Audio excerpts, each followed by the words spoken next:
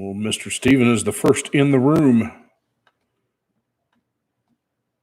What's going on? I heard you say it's been hot over there in California.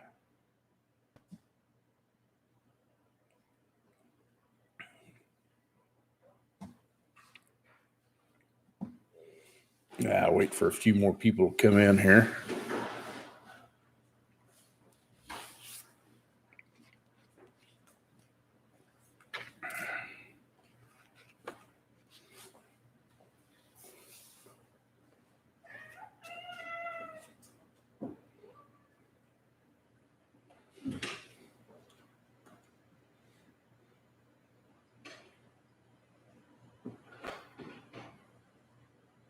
Oh, that sucks.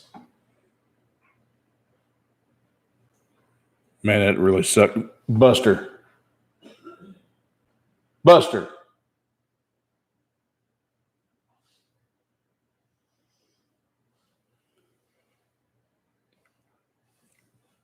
Sucks to have to put down a four-legged friend. I'm usually the one that ends up getting stuck doing that. So I told the wife when we're done with these that we got now, we're done. No more. Takes too much out of you every time you got to do it. It just hurts. Anyway.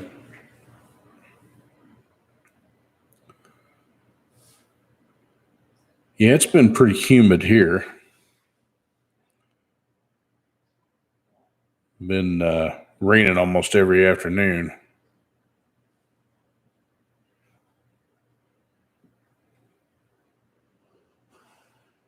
Wow, that's pretty heavy for a shepherd.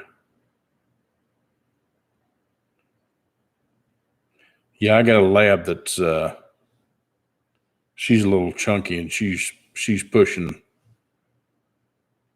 the 100-pound mark. She's way heavier than she needs to be. And she likes to eat. Oh man, does she like to eat. When she was sick there for a while, we had her on a chicken and rice and green bean and sweet potato diet. And man, she did real good with that. And she thinned down a bunch, just to show you how bad dog food is for your dog, really. But unfortunately, we can't afford to keep her on that kind of a diet.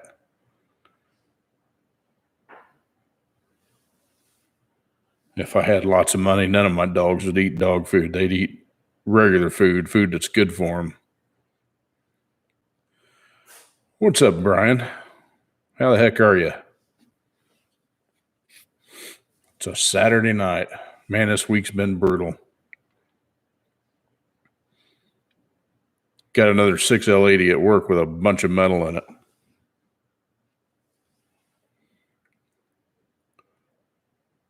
Yeah, it has been a while. Man, getting parts for this stuff, these cars anymore, is getting ridiculous. Everything that we're getting is going on back order, like the converters and stuff like that. Those are all on back order. I just ordered another one. Excuse me. Had another Tahoe, got tranny out of it yesterday, got it tore down before I went home last night. And it needs the converter and needs the pump cover. And those are both on back order, no stock available. So there's some dealerships out there that got converters, but they won't, I'm guaranteed they won't release them. We normally stock the converter for this thing too. We're just out of it. I've done so many of them. Foxy, what are you saying? What?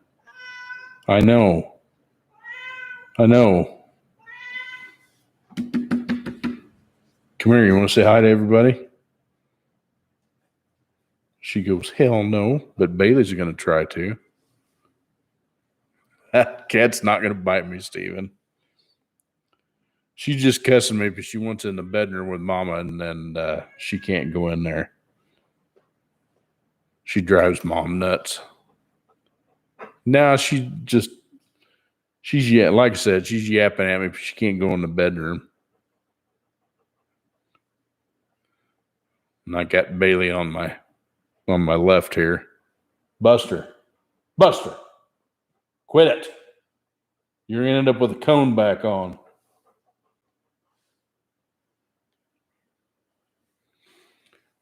My dog has got some allergy. And it's happened sometime last year too, and he can't. He's licked himself raw on his backside. I'm trying to keep him from licking is something else.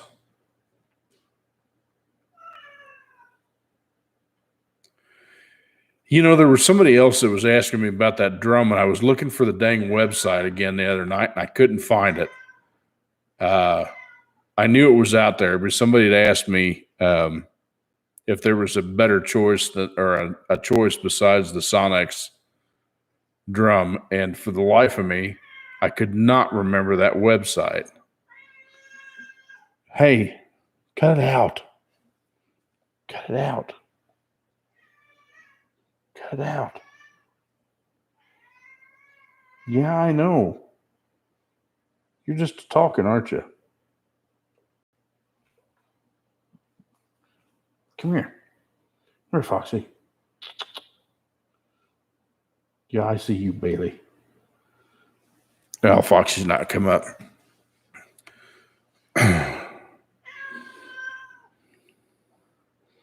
Yeah, the most recent one I did, Austin's 4L60E, I just got done with.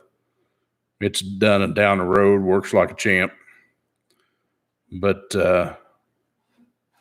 yeah, I couldn't remember that damn website. Oh,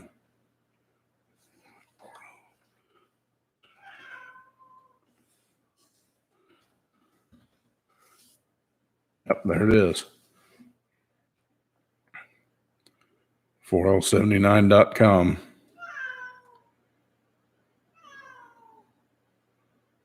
What the hell's a 4L78 kit?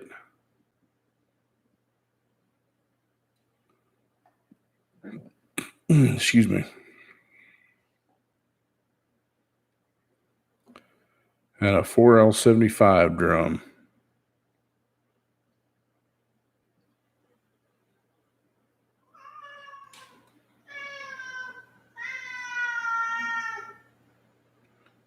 How it still uses the factory.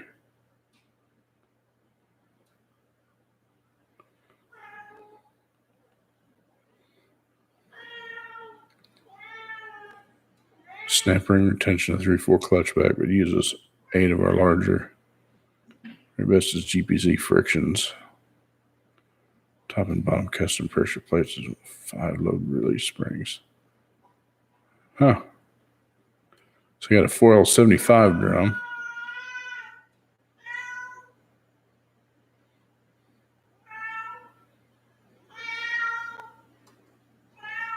Interesting.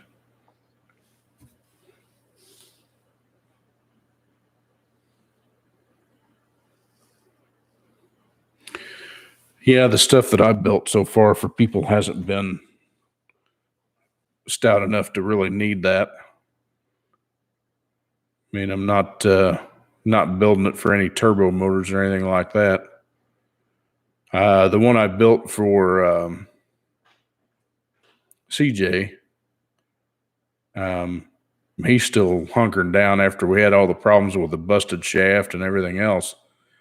It's still motoring right along.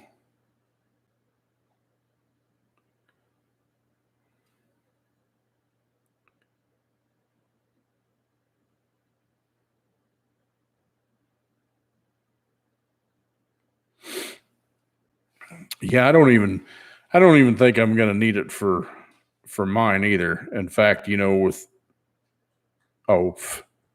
Have you seen the size of these bear claws? You want to talk about fat fingers? I do it all the time.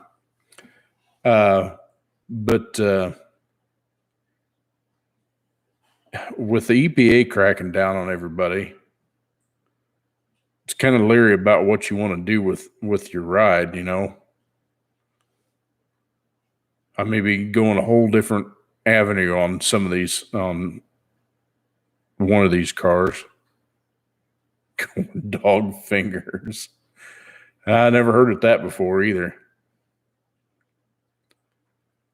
We got this little place down there, and unfortunately, I can't eat it anymore. So I went to the doctor Friday. Yeah, that didn't turn out too good. He was on my butt. I got to make some changes. So anyway, there's this.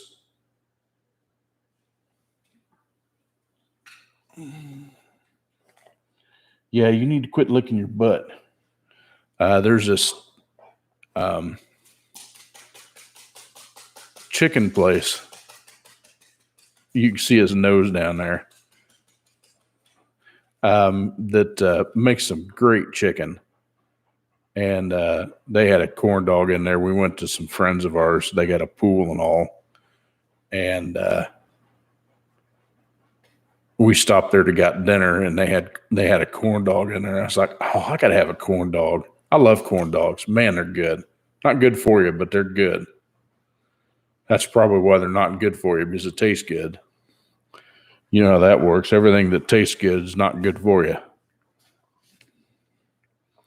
I don't know. I tell you, I like them protein bowls from Subway. Those are pretty good. Oh, good Lord. 3 times a day? I don't know if I could do that. Yep, I agree. It's got to be crispy. They got these it's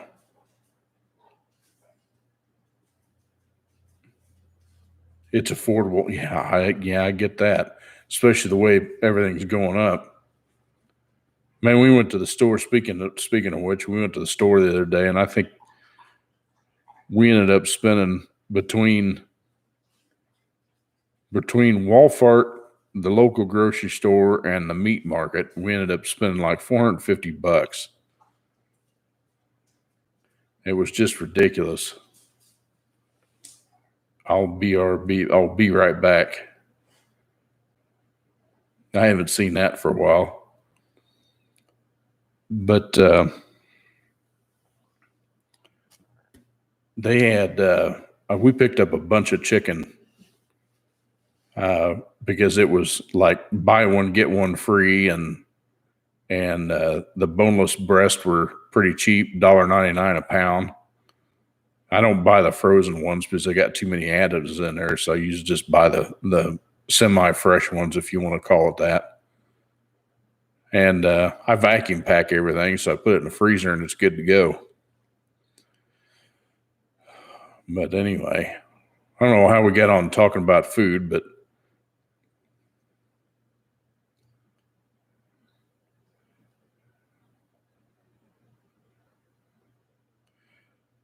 yep, I agree. I think it's an excuse as well. I think it's another panic-driven thing. In fact, the wife and I were just talking about that. It's like, I'd read something on, I think one of the articles that Newsmax had out. They were talking about there's going to be food shortages again. And I'm like, fantastic. The hoarders are going to come out. We're not going to have any toilet paper again. Then we'll be out of paper towels. You know how that goes. We won't be able to buy any hand sanitizer and Clorox wipes. I just kind of, the people that were hoarding it and buying it and then reselling it for a profit and taking advantage of a pandemic, to me, that's just wrong. There's people that really needed that stuff, and everybody's out there hoarding it.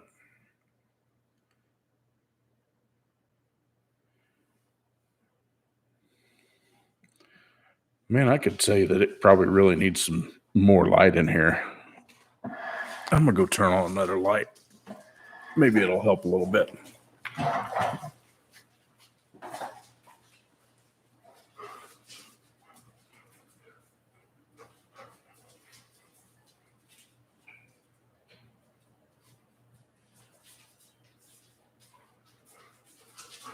No, we're not going out there right now. Are you kidding?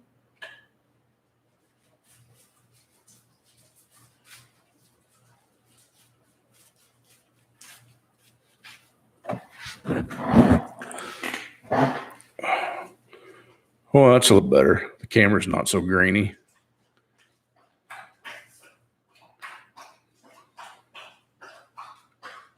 Yeah, that one guy that bought all that sanitizer, he got nailed for it.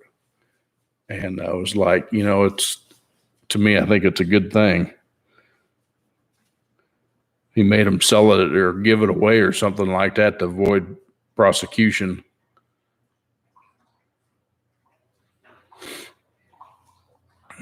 But anyway, yeah, I got these. I didn't post on Instagram. I've been trying to post a few things on Instagram about some of the stuff I'm doing at work. Of course, you've seen the one on Instagram about my gate board blowing up again. Oh, it's so frustrating. Here's the inside of a 6L80. It's got a bunch of metal in you can see all that metal debris in there. I mean, it's pretty roached.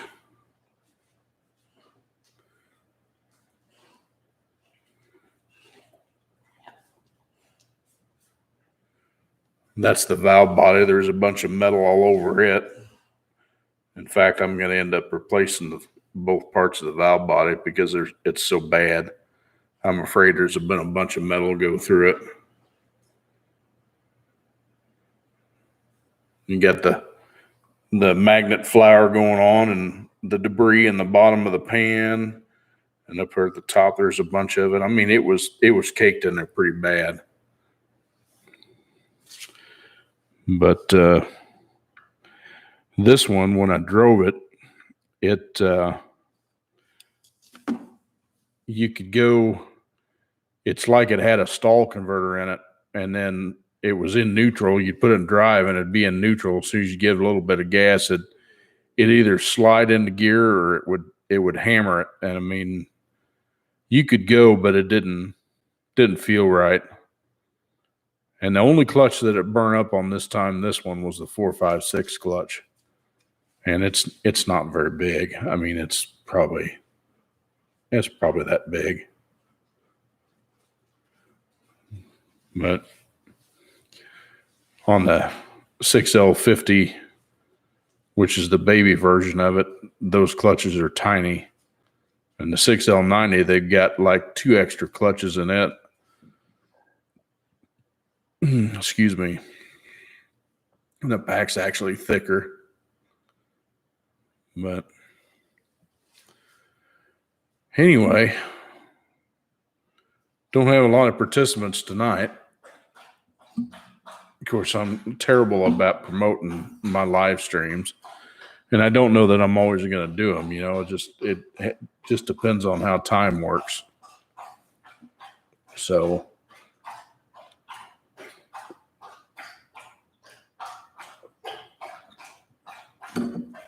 hey, if you guys have ever heard of a band called Hailstorm, which I'm sure you have, I'd heard of them, but not heard a whole lot of them.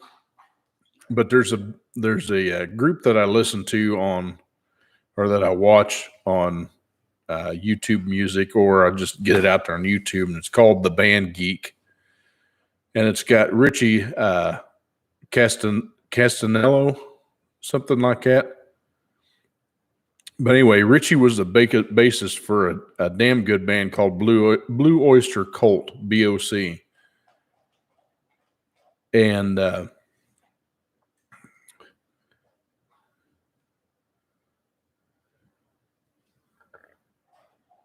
Yeah, I haven't heard anything about it, Stephen. So I don't know much about it, and that's way further south from us. So it's not obviously not big news up here. But anyway, they did a remake of this song called I Get Off," and if you listen to the words, it's pretty funny. But there's these two sisters on there, and Richie is married to one of them, Anna Marie, and the other one is Emily. And these two gals have got a voice like you have not heard in a while. They are so good. And man, she sings this freaking song and just belts it. And I'm like, that's awesome. I've sang all my life. I mean, it's just one of those things I like doing, but I'm not good enough to present myself to anybody by any stretch of the imagination. But I love to sing. We did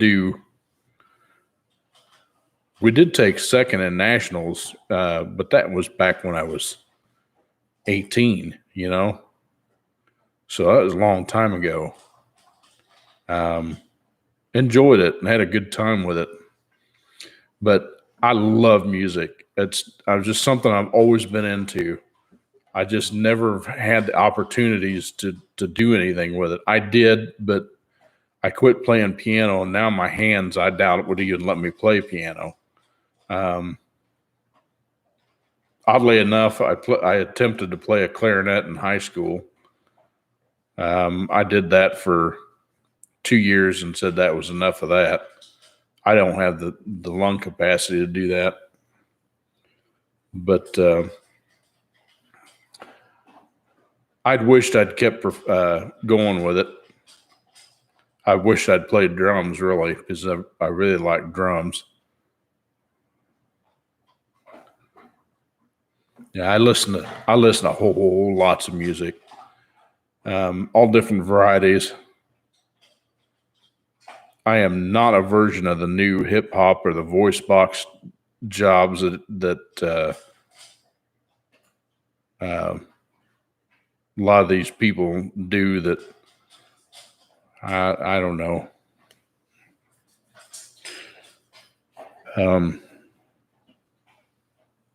I like a lot of the old gangster rap stuff back in the 90s, late 80s, 90s. Because believe it or not, say what you will about rappers, but there is an art to that. And to be able to put that stuff together and have it all work is just amazing.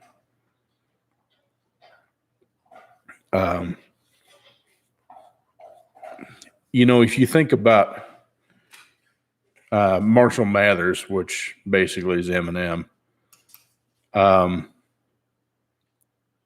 he's kind of a strange duck, but his style of rap was something that most artists hadn't thought about, and how much he crams in, how many, rhymes and lyrics he crams into one song. And he's really quite talented. And of course, there's a bunch of other them that are that way also. But to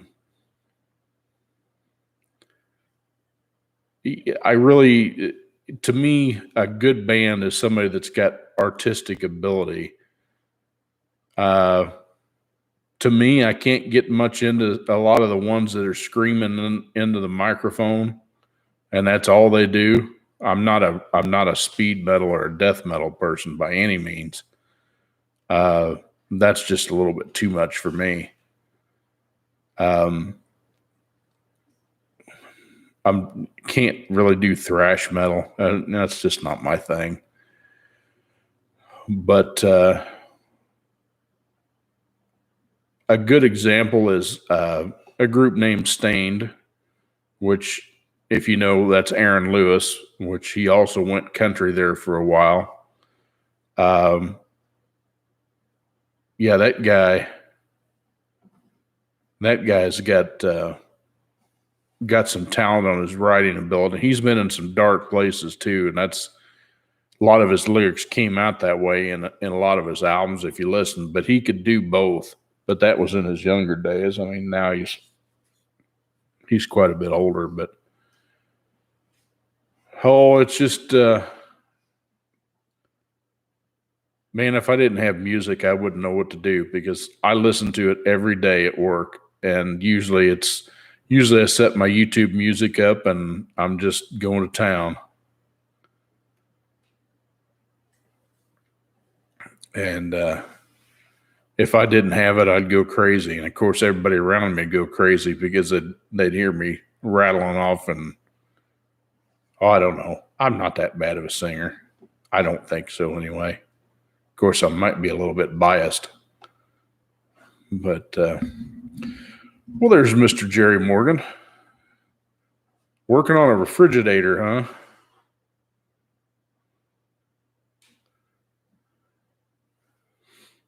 Yeah, I'm not much into doing refrigeration work. I fixed one or two. I'll do minor stuff on it, but if it has to do with a compressor failure or something like that, you might as well just go buy another fridge. But I've had to put an ice maker in this one that we've got here because it quit. But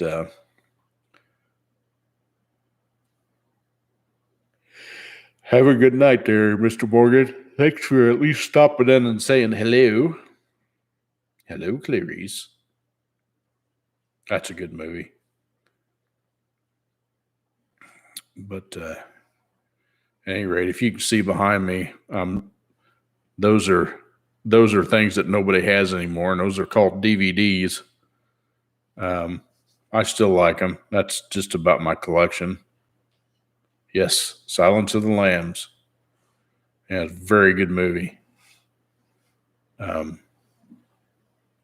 He's a great actor. For the life of me, I can't think of his name.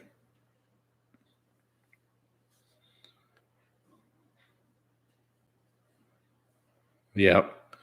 I don't think I've even fired mine up, though, for over a year. I mean, half the time I'll get on Amazon Prime and watch a movie on there.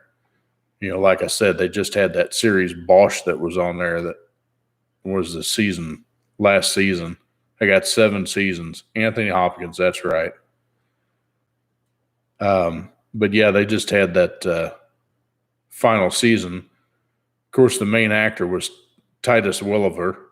If you don't know who Titus Welliver is, he also starred in Sons of Anarchy, that series that was out that had Katie Seagal in it. And oh crap. Guy that played Hellboy, and I'm drawing a blank on that too.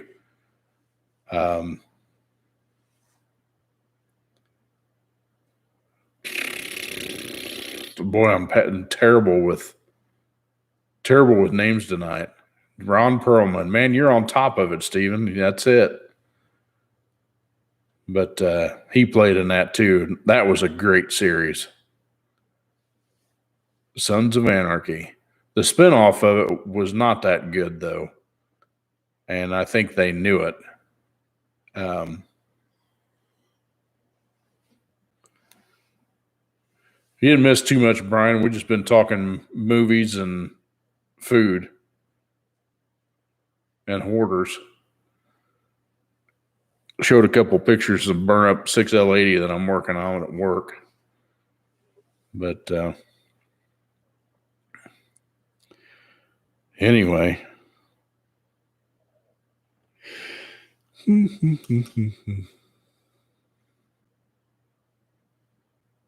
Yeah, well.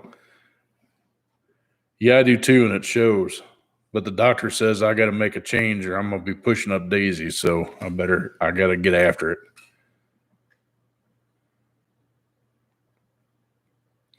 Well, that's what I was saying. The Mayans that spinoff was not that good. And I think they added a little bit too many sound effects to it. like so it said, Sons of Anarchy was a good show, but the Mayans to me should have came first. Yeah, I think it's crap too. I think it should have come first to make the story make sense for the Sons of Anarchy, not backwards or the other way around. They can't pull a Star Wars deal where they had released 4, 5, and 6 before they get 1, 2, and 3. For Star Wars, it worked.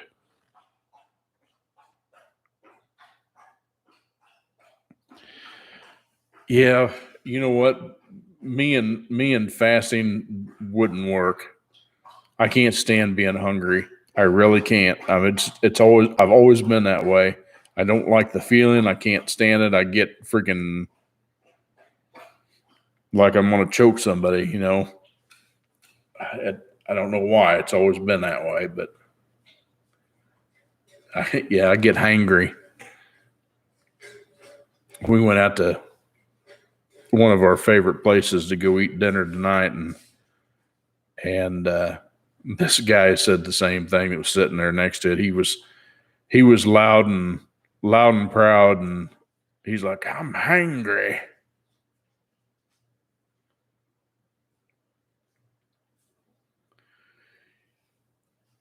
Yeah, I still couldn't do it. I just got to change what I eat and how much of it I eat. I really don't eat that much. It's just I'm just eating normal stuff. It's just that stuff, unfortunately, they say it's not genetics, but I think it is. So, Smitty, that usually starts out for a question.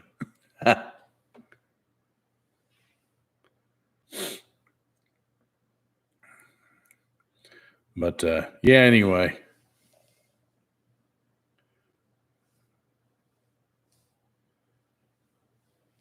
Central valve bodies, actuator feed limit, oversized valve.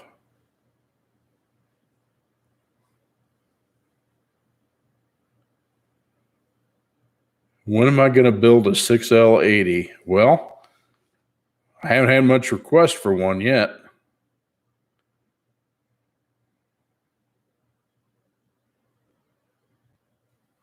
Yeah, I know that.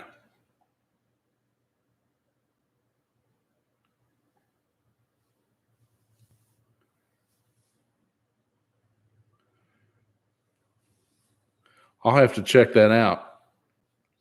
I've almost thought about buying the rest of the reamers for the valve body.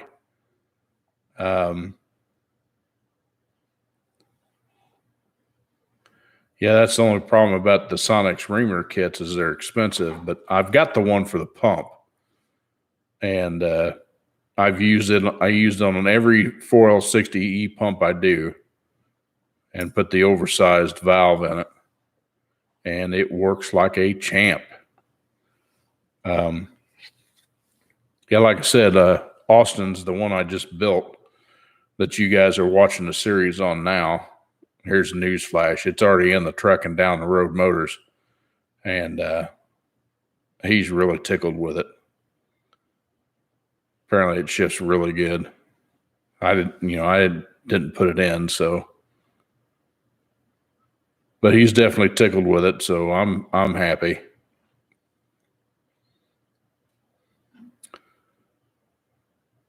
Yeah, it was pretty much a stock truck. It had some oversized tires on it. So, I beefed it up a little bit, but I didn't do a whole lot with it. But it was nice after I fought with the stupid end play on that one until I figured out what the deal was. And, it's an honest mistake. I didn't even realize that because, when you do stuff at a dealership level, you go up to the parts counter and you order the stuff for that transmission.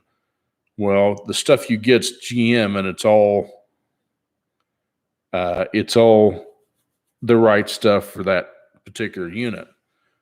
So you don't have to mess with aftermarket stuff. And I didn't realize that there was a change that they made in there. Yeah, even in the, I printed off these ATSG manuals, and it doesn't have that update in it. But and then what's weird is they changed it in 07, but they only ran that transmission for another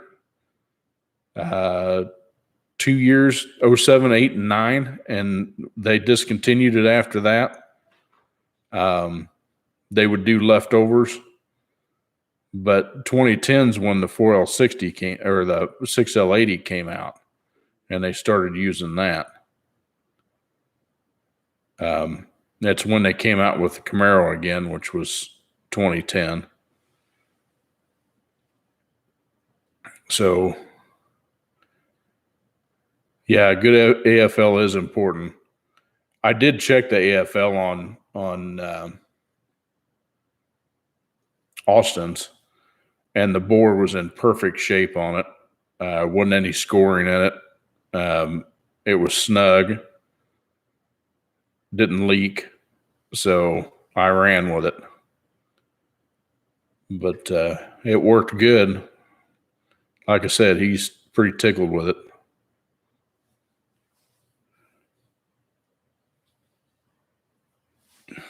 So,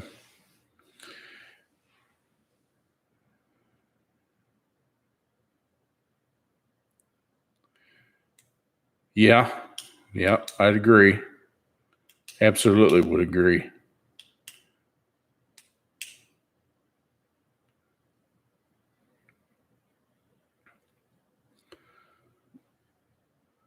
So anyway, back to the 6L80. Since E-Room asked me when I'm going to build a 6L80. Like I said, I do have one out in my shop. I know that it's damaged. The best I can do with it is take it apart and show you what fails on it and what kind of damage it does, but I won't be able to put it back together. I've got seals for it, but right now I don't have the finances for building it and just letting it sit.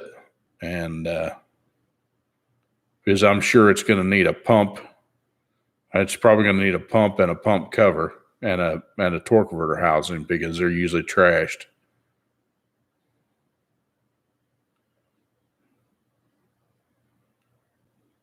What's happening there, ICE 427? So regrind the 3-2 valves in the valve body. I never see you do anything to them. I don't have any problems with them usually. The 3-2 shift valve usually doesn't have an issue, at least not that I've seen.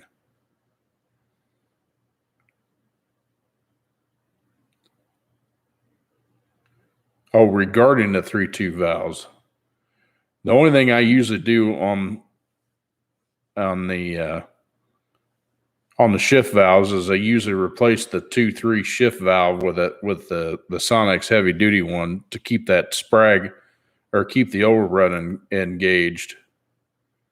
Because that's a popular upgrade on the 4L60E and the 4L. It's not on the 4L60. The 4L60 and the 700R4 don't need that valve because it's already in the valve body. They had it that way from the factory, but for some reason when they did the E, they did it, I guess, for fuel mileage or something like that.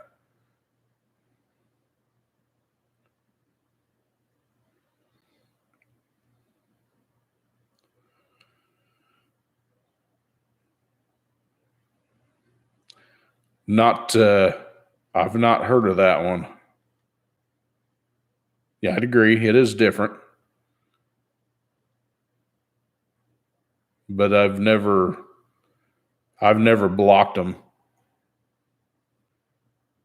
The one that I've got, the 4L60E that I got all the stuff for to build for Scarlett, which I'm probably going to end up scrapping anyway. It doesn't have. Well, it's just got an on-off for the 3.2 versus a PWM like the new ones.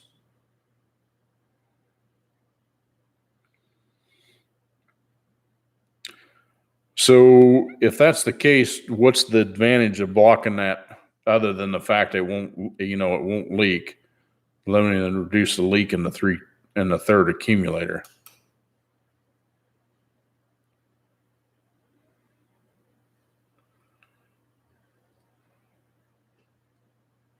Well, the third accumulator is actually part of the 2.4 servo,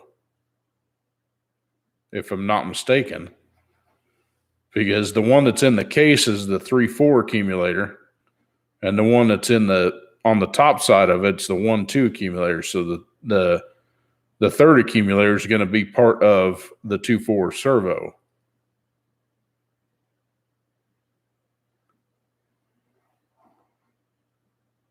Thanks, Stephen. I appreciate that.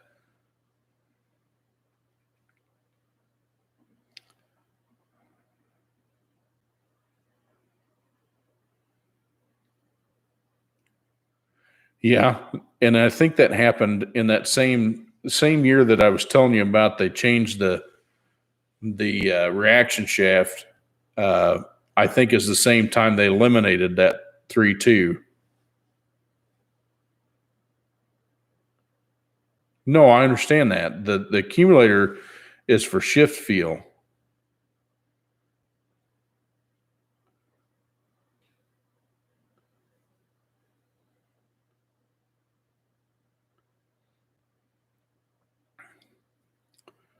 Jerry, you could use the shims, but what I found is if you use the same bearing that goes on the 01 to 06 reaction shaft is not the same bearing that goes in the 07 to 09 reaction shaft. It's actually a different bearing, and I showed that in this last video, which I got. But I ended up still using a shim to help with the end play, and it got the end play where I wanted it.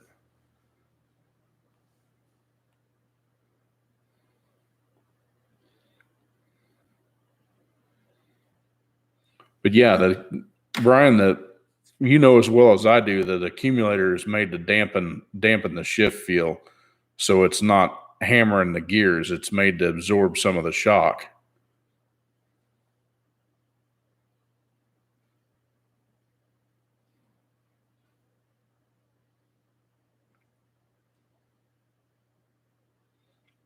Yeah, I've never done that before. That's something I'd look into, but I've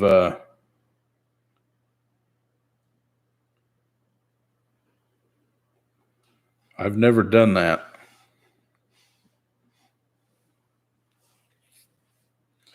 I'm sure it is. It's just like I said, it's something I've never done. So there's also a way to do the TCC valve also without needing a kit, and something to do with putting a check ball in between the valves so it just locks them apart. I've not done that one either.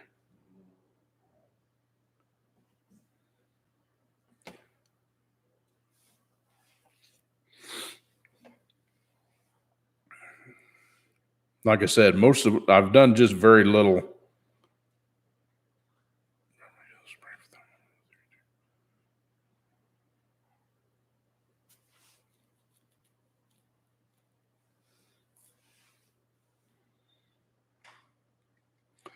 Well, see, I don't readily use the Transgo kits. Usually what I use is the just the Sonex kit, but it's something I'll have to look into.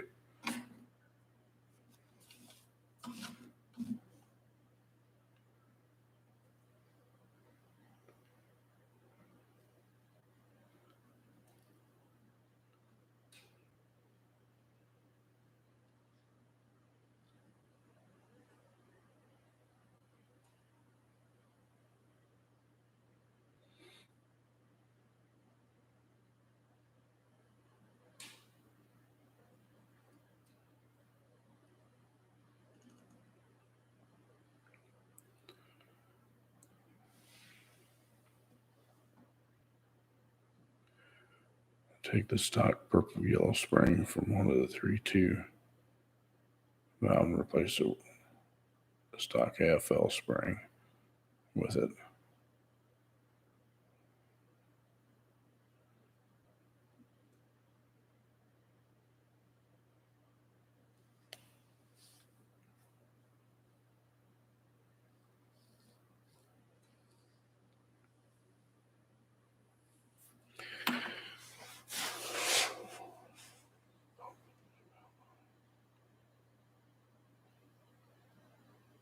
Yeah, I mean, yeah, it makes sense. I just have to. I'm picturing it in my mind. Usually, I'm trying to think.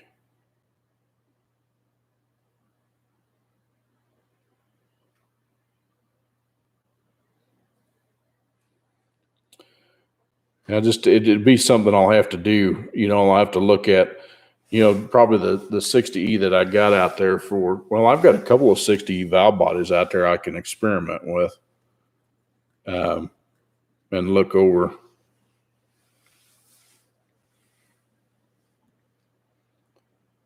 But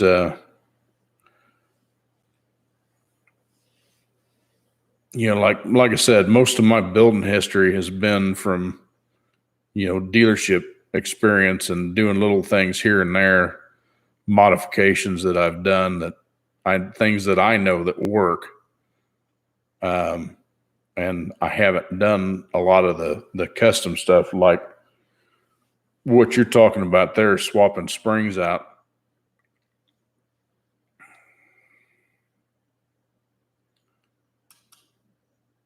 Making me canned chili. Ooh. Oh, make it from scratch. Oh, you like that dinky more, don't you? You said that stuff was really good. Man, it's too hot to be eating chili. Of course, my wife says, I've been wanting chili here lately. It's like, yeah.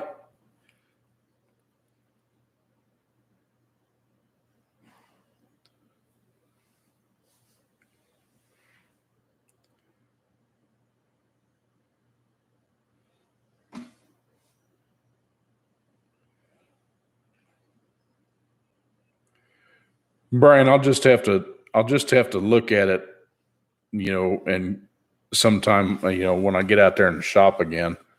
I haven't been out there, of course, all week because it's been blazing hot. By the time I'm done, I'm ready to go. I'm ready just to get home and get in the AC because the heat just wipes it out of you. So I haven't been in there much this week. Um, but yeah, it'll have to be something I'll look at.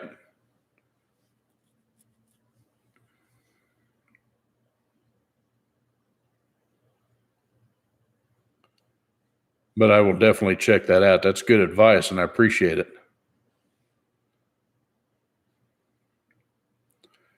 I'm one of those people that I have to visualize what I'm looking at, or I have to be able to look at it with my hands to make it make sense up here. I'm book smart, but at the same spot, same thing, I learn better with doing hands-on stuff.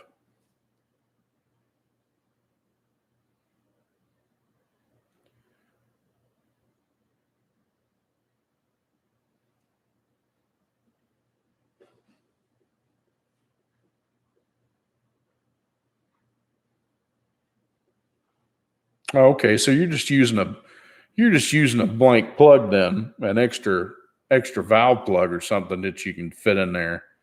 About the same thickness, I'm assuming.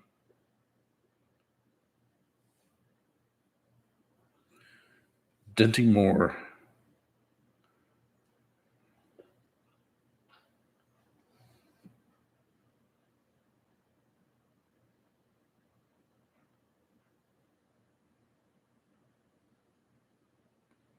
3/8 stainless tubing. Okay. Take the 3-tube control valve out, remove the spring, push it all the way down and bore. Buster.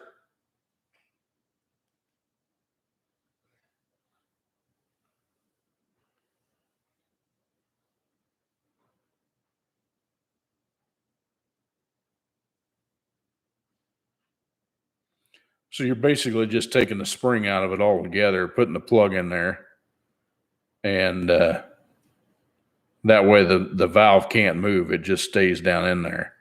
That makes sense.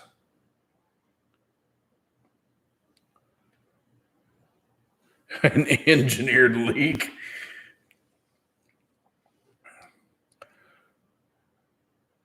Okay. Well, that's easy enough. I've never done that mod before, but I don't have anybody's transmission I can try it on right now. So, and if I build this 60, I can't do anything with it unless I have something to power it with. So I may just build it anyway, and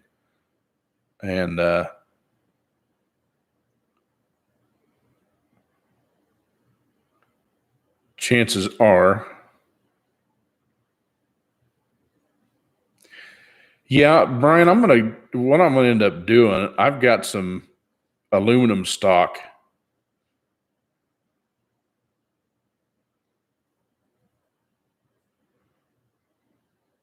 Well, yeah, I could buy them from Sonex too, but I've got some aluminum stock I could make my own if I had to.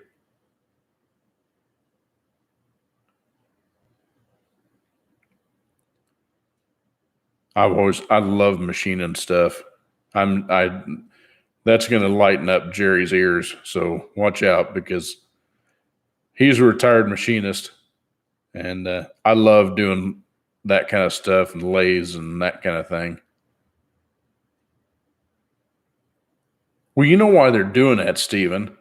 They're doing that because of freaking Ford come out with that Mach E.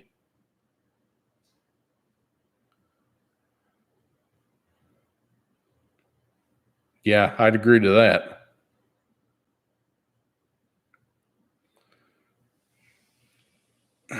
Yeah, any leaks that you can solve on that'd be great.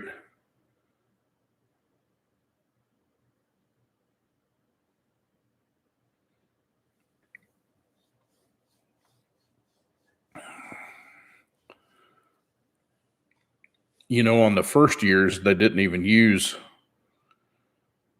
I know we're talking about the 3.2, but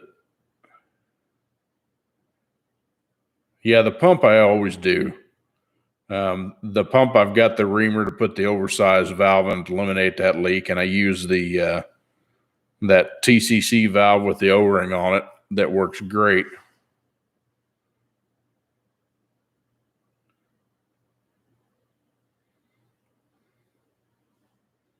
Yeah, I do. I do ream for the valve on all of them.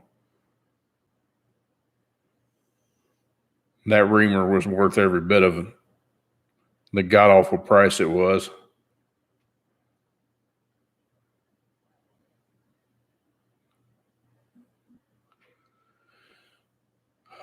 But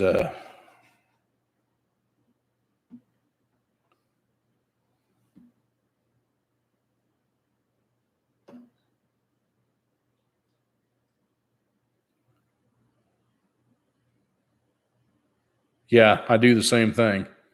All my pumps have got 13 vane pumps in it and slide. It's not necessarily that not necessarily that it makes more volume, but it makes the delivery of the fluid more stable. If that makes any sense, it will pump more volume, but it also makes it more stable, especially in a 700 R4.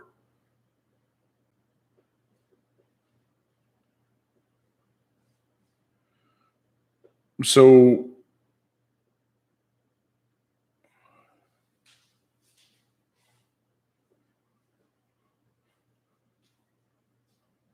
to me, that's backwards. Why would you go to a 10 vane?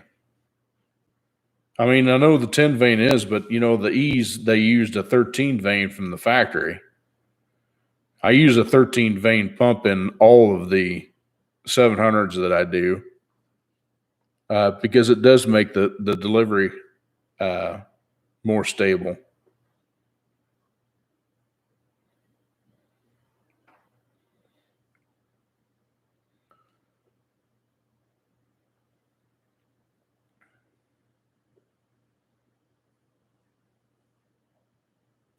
Are you saying the pump PSI is more stable with a 10 vane or with a 13 vane? Because if I'm not mistaken, the slides are identical.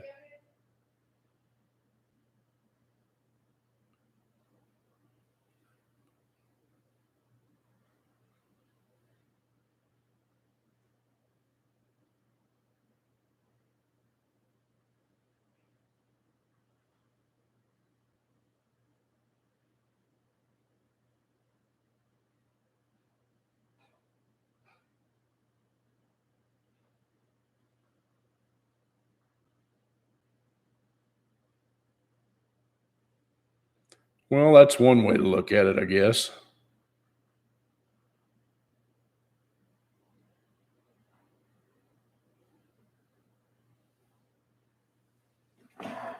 Hang on a minute.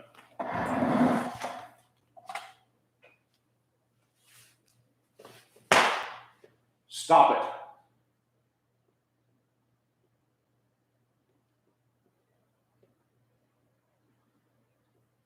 Look at you. You got yourself raw.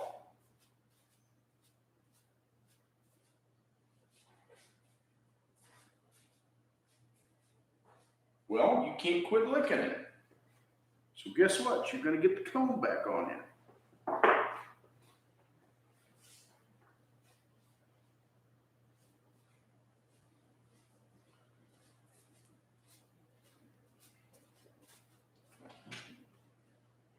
You need something? I need to continue to quit doing it fucking shit. Oh, well, shit must just zoomed in the door. I'll grab a hold of her and I'll get her. Bring it on. Come on. Come on.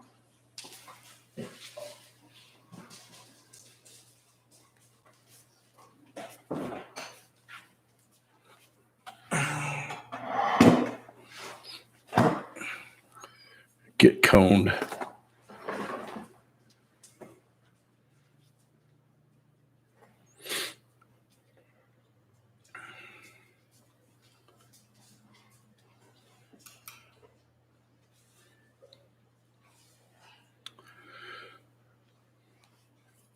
Well, Brian, I'm going to have a little. I'm going to have a little argument with you on that one because I've done it both ways. But most of all mine all get 13 vein pumps in, and I've seen it on a pressure gauge. With a 13 vein pump, that pressure gauge doesn't flutter. And some of that is the regulator. Hear me out. It seems like with the modifications that I usually do with the kits that I do, I usually have a very stable pump pressure, and it's able to produce even on the 700s. It's able to produce 260, 280 psi without any problem. So that's why I use them.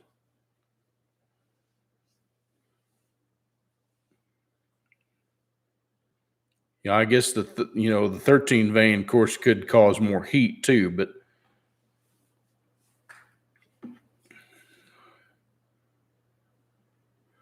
well, I don't think it's inferior either, and I don't think the 10 vein's inferior either. I mean, it's just I think it's more of a builder preference than anything. Even on this, I think the 6L80s, to be honest with you, use the same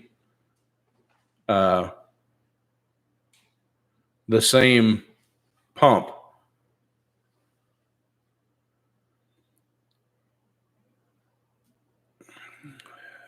Okay, the seven vein does more, maybe, but they didn't keep using them. I mean, there's got to be a reason why they upgraded them in what was it, 87 or something like that is when they changed to the 10 vein because they had problems with. See if I can find it here.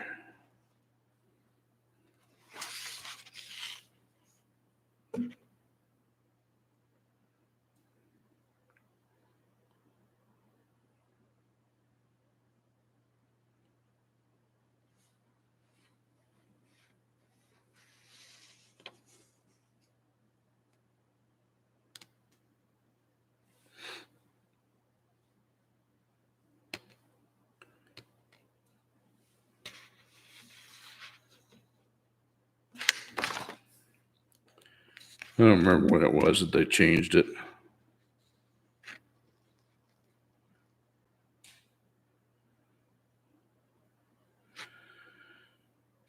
Well, anyway,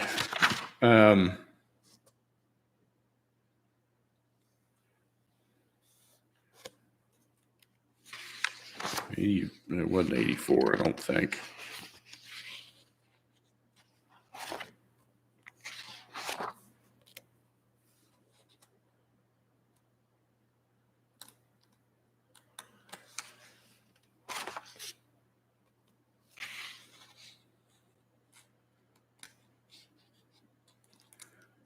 So they had noise complaints, and that's the only reason why they changed it?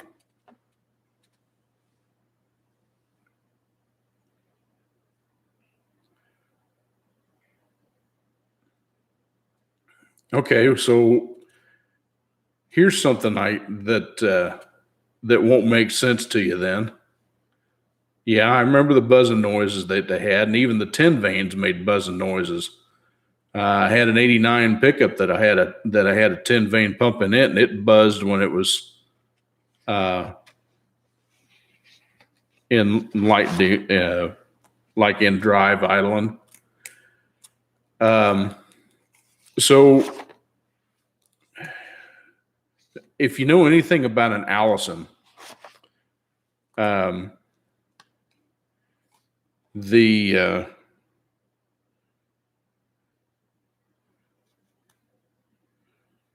the Allison in 01 and 02, they made a lot of noise. 01 and 02, I think 03 they made a change.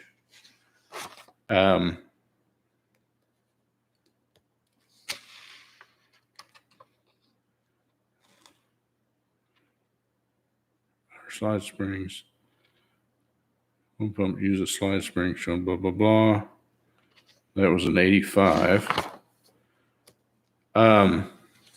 The pump gears on it, the only reason why I say is I've got an 02 that had one of the first gen Allison 1000s in it.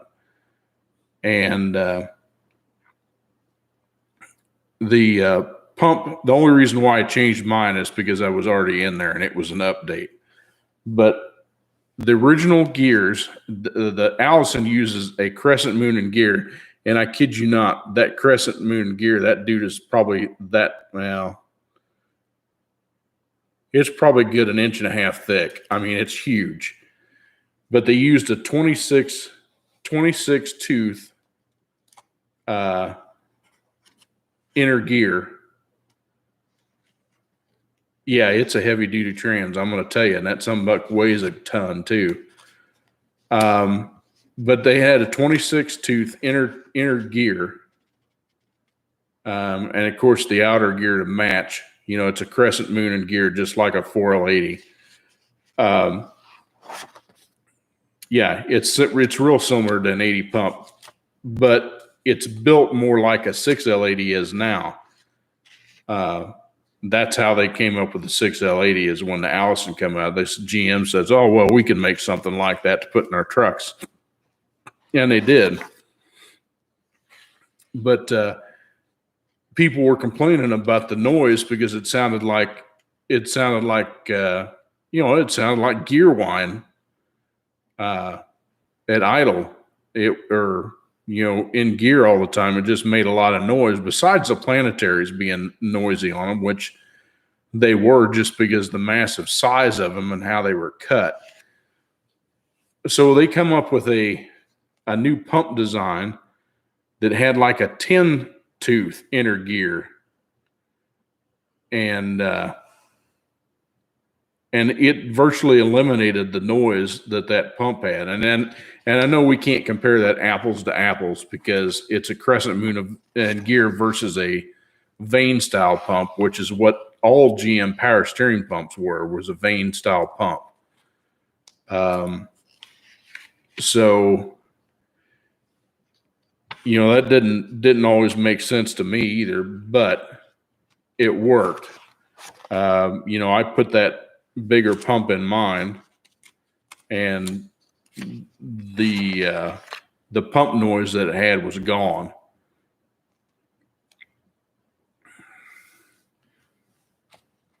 So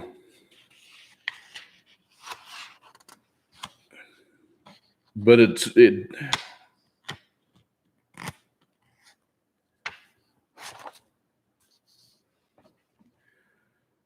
I guess I can understand the volume thing, but on an automatic, the volume's not necessarily as critical as the pressure is.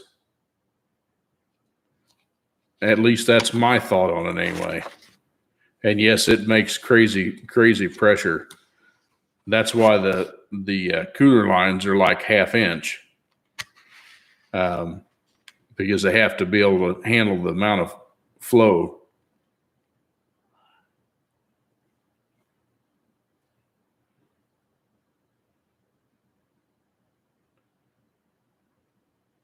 Yeah, well, yeah, I would agree with that. I would definitely agree with that. You get a lot of these grandmas and stuff like that that are driving these Caprices, and the thing's sitting there going, around, and they say, what's that noise? Can you hear that noise, Sonny? And yeah, yeah, I agree to that for sure.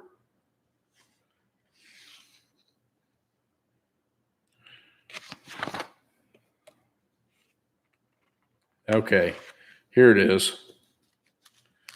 So they went, it was in 1987.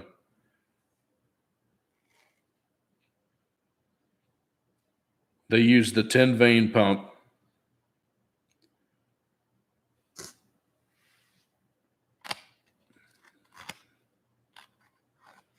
They went to the 10 vein pump and they added the auxiliary valve body.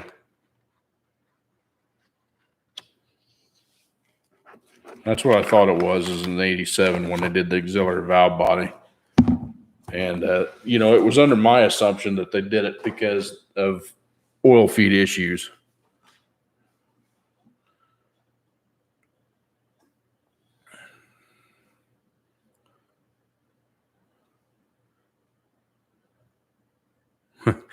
Yeah, well,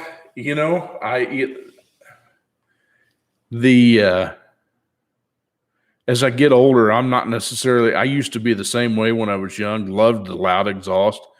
But man, as I get older, I'm more interested in hearing the engine than I am the exhaust, in case I got something rattling or going on. That way you can drive it for long periods of time without it droning and driving you absolutely crazy.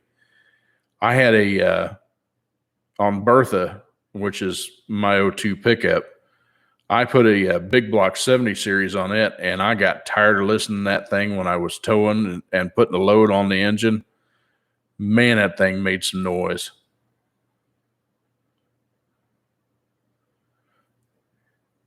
I've not had a 13 vein pump break on me. A lot of the reason why they break is that's got the two rings that go on the top of the rotor and the bottom of the rotor. The cast iron ones would fracture, and then of course it would just demolish the pump. If you use the steel rings on it, you don't have that problem.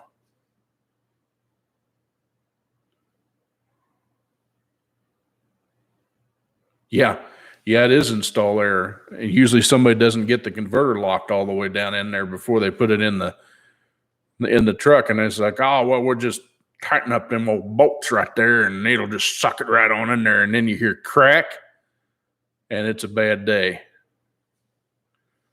I've seen that so many. You know what? I seen.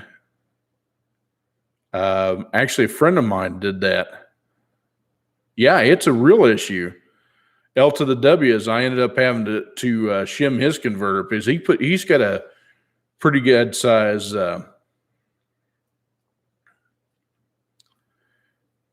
He put a pretty good size converter in his. I think it's like a 2600 stall. And when I put his transmission in,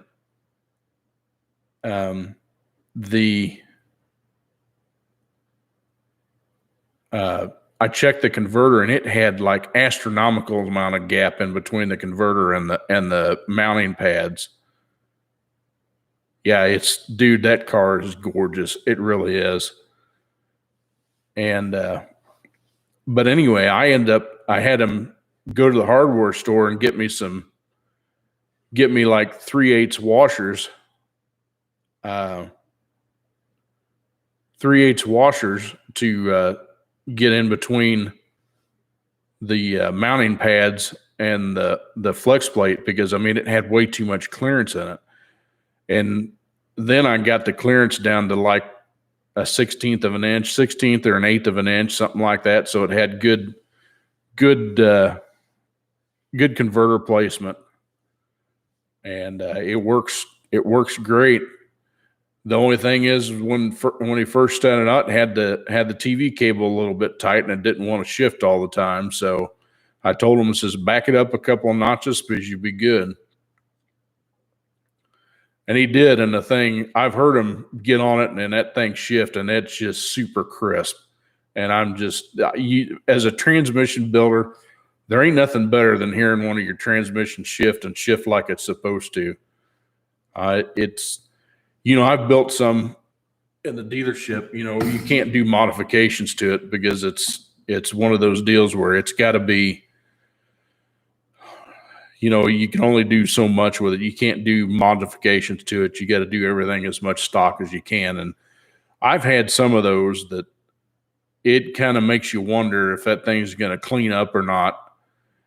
And eventually the PCM takes over and gets to learn the transmission, and everything's hunky dory and it shifts great. And I've had some right out of the box that are just so crisp, and you're just like grinning from ear to ear, and says, I like it, there's nothing better to me. The 6L80s has been my latest quest, and trying to get these 6L80s to shift decent right out of the get-go.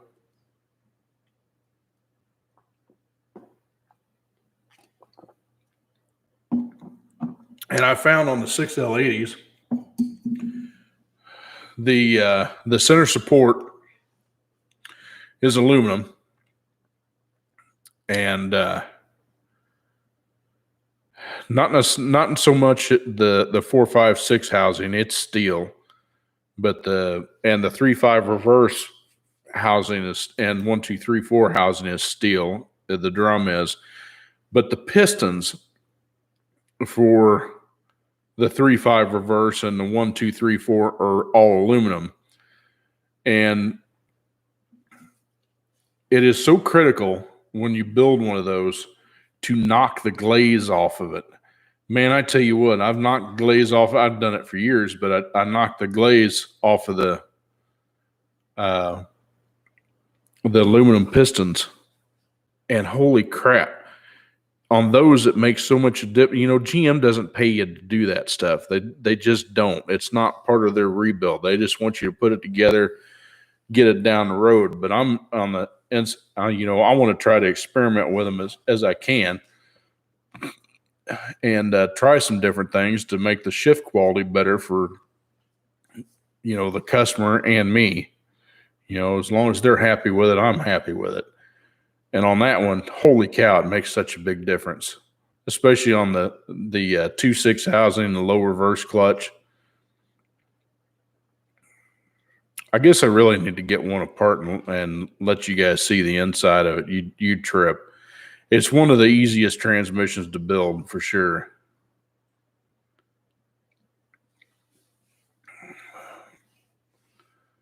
I don't have to do many 8L90s. I appreciate that, Brian. Your tips and tricks on that's great. I mean, that's what this is. That's kind of why I do this, to try to, get some, fellow builders out here and, toss around ideas.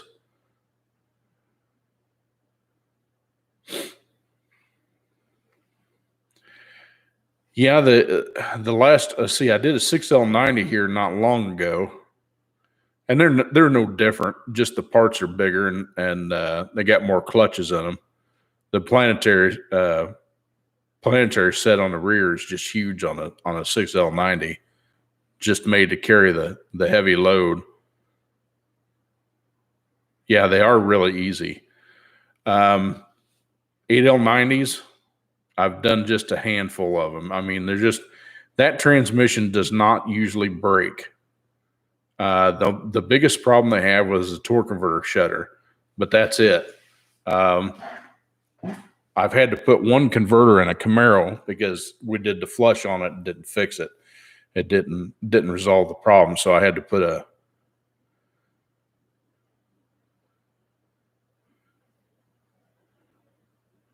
Yeah, I'd agree to that. 60E is definitely that way, for sure. The 6L80 is more like an oversized. To me, it's an oversized 4L80. The way I look at it, but I've had to do two 10L90s.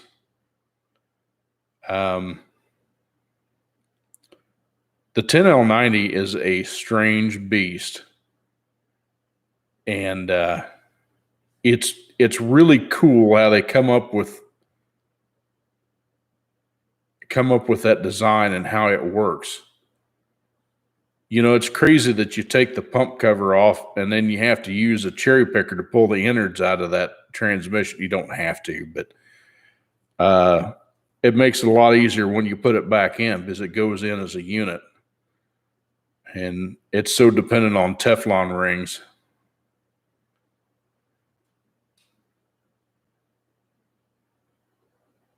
Yeah. Well, the 6L has got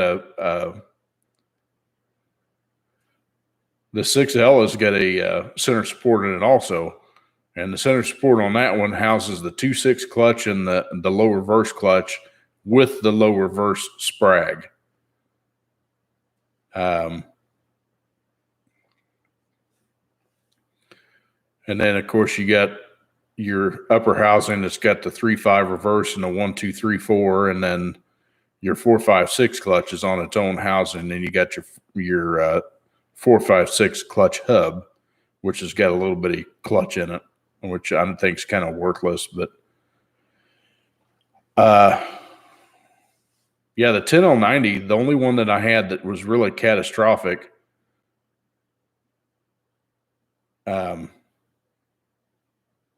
It had a triple housing blow apart,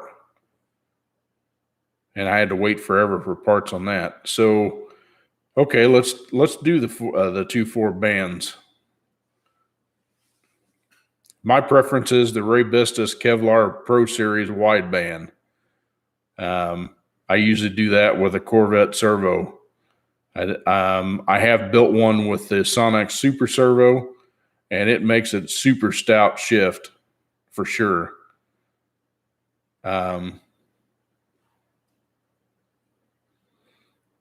The pins I always check.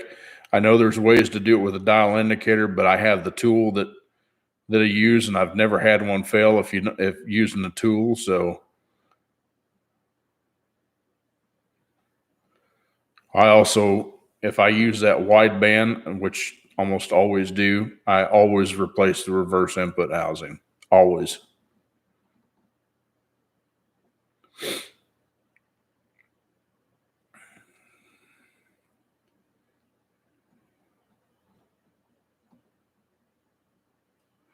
I agree, but the wide band actually gives more surface area, and it works better for higher end applications.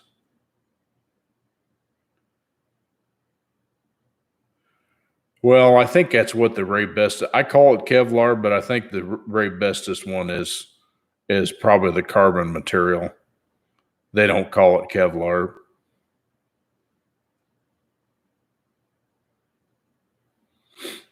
I was about to say, wow, did you have a patent on the materials there? And you're not telling us everything there?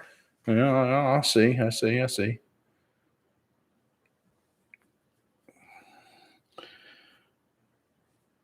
For stock applications, I just use the one that they come with.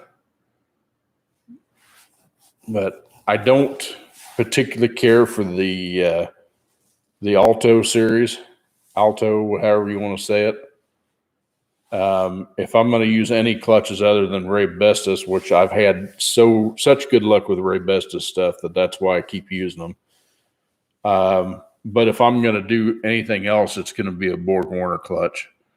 Borg-Warner is the manufacturer for all the GM clutches. That's what they use. They don't outright say Borg-Warner on the clutches when you get them, but they do have the Borg-Warner symbol on them, and that's what they use from the factory. So,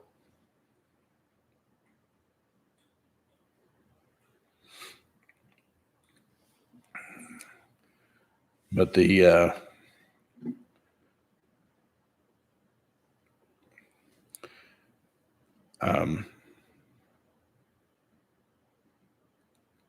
L to the W's is only the second transmission I've built for somebody that I actually use the Ray Bestis Blues in, which are a pretty aggressive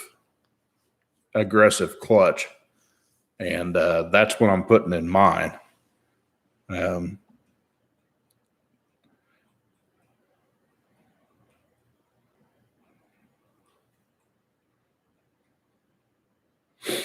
Again, Brian, I use the tool, and I've never had one fail if not using the tool. But it kind of works on the same scenario, really. You're checking the travel of the pin. If you don't get your 60 thousandths in there, if you don't have the 60 thousandths in there, then you make adjustments to the pin accordingly. Yeah, I love that tool. That thing is usually spot on.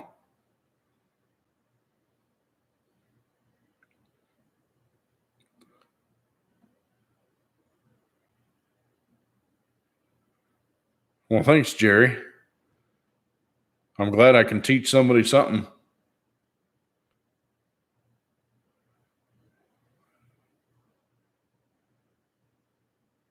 Yeah. And that's the way Austin's was that I just got done with. His was towards the beginning of the hole. I think I showed it in the latest video. Or wait a minute, I may have just told on myself. That one may not be coming out till tomorrow.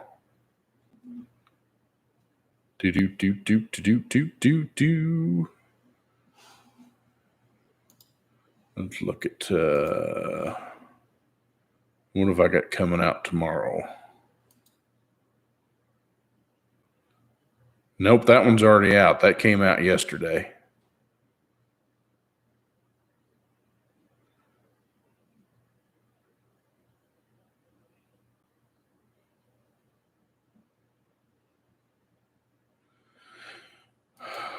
Doing the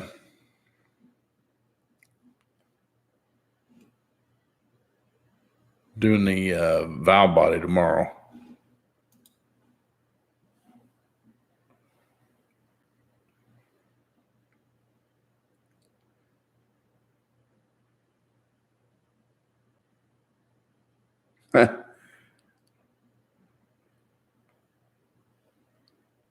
Well, I'd be flattered, Jerry, but you don't have to do anything. I would be flattered, but like I said, I really don't need it. But I mean, if you guys just feel obligated or feel like you want to do it, you're more than welcome to. But it doesn't matter.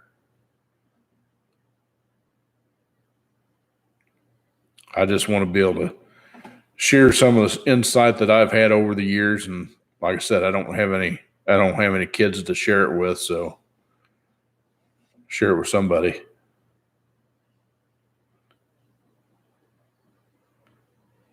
McDonald's Cuban.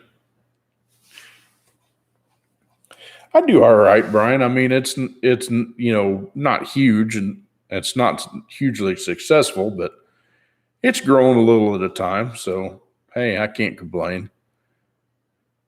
And Jerry, McDonald's is definitely off limit for me anymore. As good as their dang French fries are, they're definitely off limits.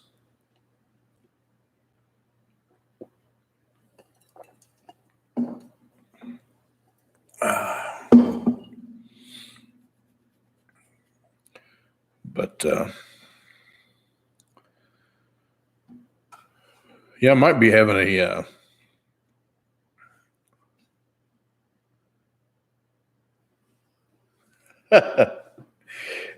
Cletus McFarland. I'm going to tell you what, Garrett got it figured out a long time ago, and the kid is smart. He really is.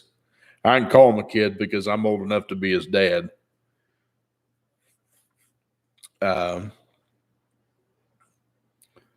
He got it figured out, and he's living, every guy in his 20s dream. He's living it up, and he's got a lot of toys, but I'm sure there's a lot of things to go along with it and expenses and everything else. But he's a good guy. I kind of know him through acquaintances, but I've never been able to meet him yet. One of these days I'll cross paths with him.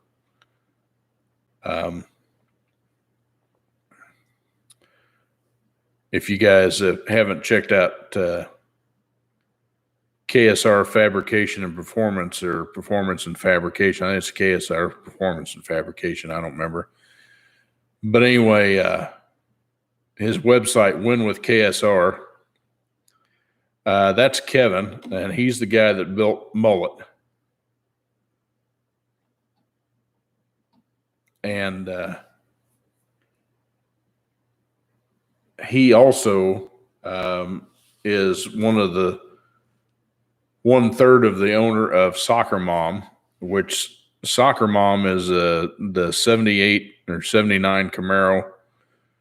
It's painted cobalt blue. And his latest videos, if you watched it, they just put headers on it. But anyway, the other part of it, he's one of the guys I work with. That's 1/3 of his. That's actually his car, but they all have part in it. There's one more guy that goes at, and I won't mention their names because I don't know that they want me to. But anyway, I've raced with them. Well, I haven't raced with them, but I've been there at the track with them a couple of times when they've been doing test and tune with Soccer Mom, and I've actually followed them down to Bradenton when they were supposed to do a shootout, and it got rained out. It was last October or something like that.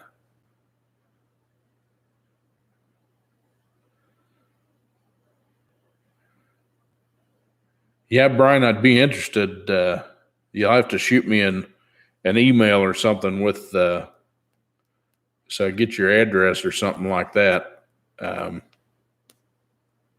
your email address. And of course, I'm always wide open also. I mean, if you ever want to send me an email, you can. Well, just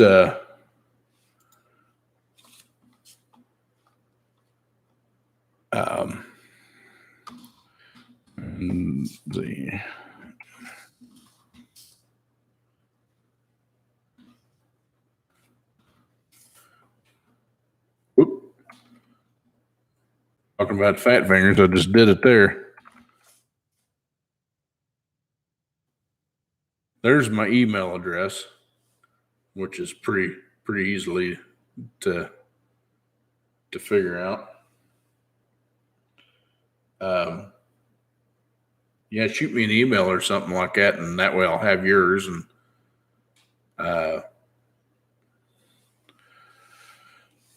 I'm always up for trying some different things. Like I said, it's a learning channel. It's not to see who can do it better from, in my book. It's just the way I've done things in the past. That there's always new ways to learn.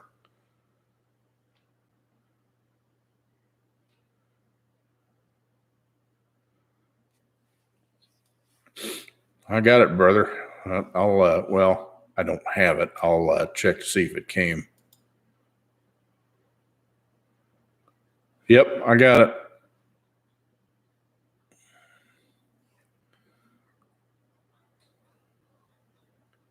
What is that area code? That's Southern Missouri area code, is it not? Isn't that around Springfield area?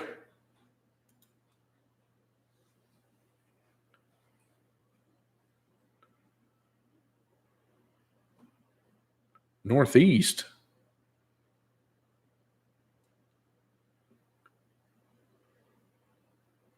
Oh, that's right. It's around Columbia or Hannibal, Missouri. I know exactly where that's at.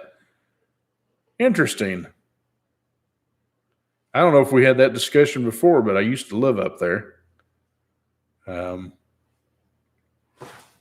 lived actually in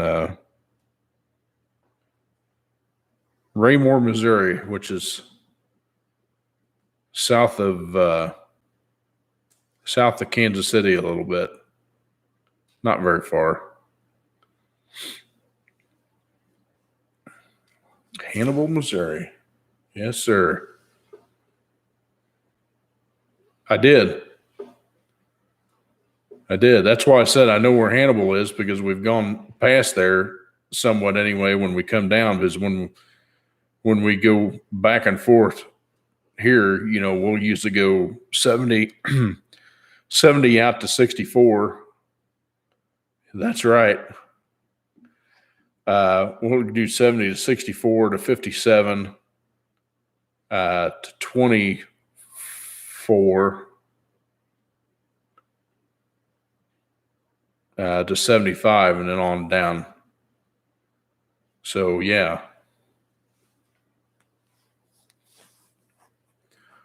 Yep. I actually went to school up in Des Moines.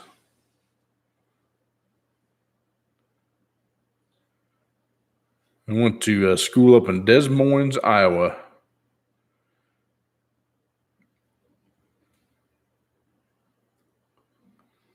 Well, absolutely. I'll have to do that.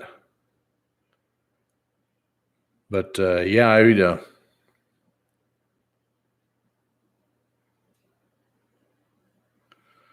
yeah, like I said, I've got a couple of them out there. I've still got the one that I was going to build for Scarlett, and I've still got it tore down on the bench. Well, actually, the valves are covered up, but I got started doing projects for everybody else.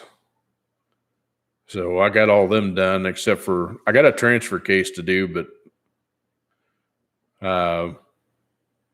we're trying to work out a deal because I need a cab for my pickup.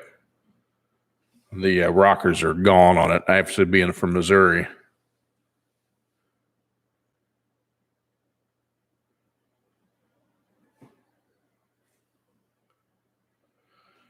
Oh, it depends. Most of the time, I don't have to drill them, or if I do, they're so close to being the right size that I don't jack with them.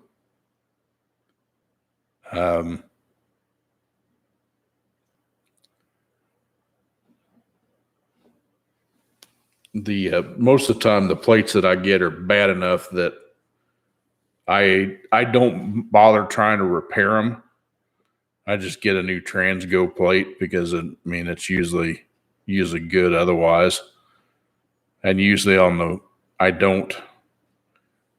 If I was using if I was using a super servo or something like that, I'll drill that oh Lordy, I'm drawing a blank again.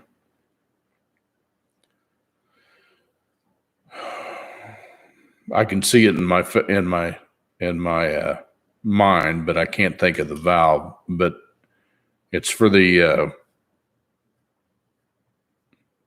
1.2, and I won't go much more than 90 thousandths.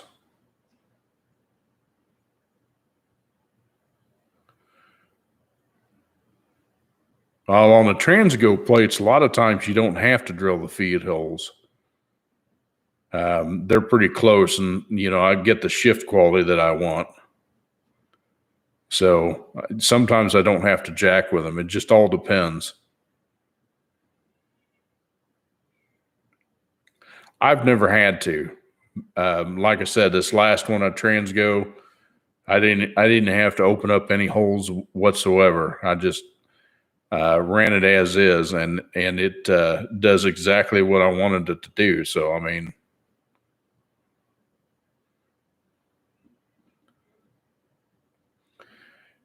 Jerry, here's my thought on the plastic check balls. Although they do act faster, they have a tendency to shrink. And on a 6L80, that is a very common problem. If you get one that has no, if it won't shift into third,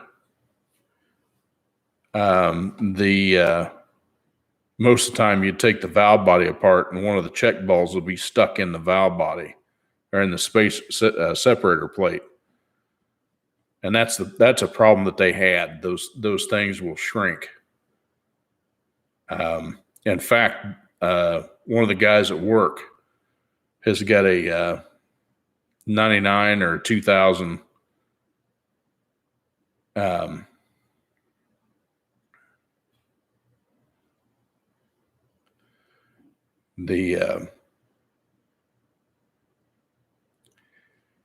his 99, he lost fourth gear. And the only thing I told him, I says, did you use the plastic or the steel check balls? And he goes, well, you used the plastic ones. I was like, I can almost bet you one of those check balls shrank and it's stuck in the separator plate, and that's why you've lost fourth. Because he said second's fine. He just lost fourth altogether, and it's not a shift solenoid. It's not setting a code for it. But twirling balls and separator plate designed for steel balls. You'll need to peen the plate except for the balls. Yeah, I could see that.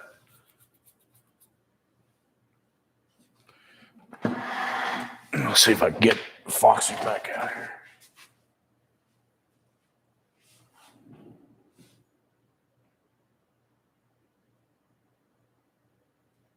Foxy.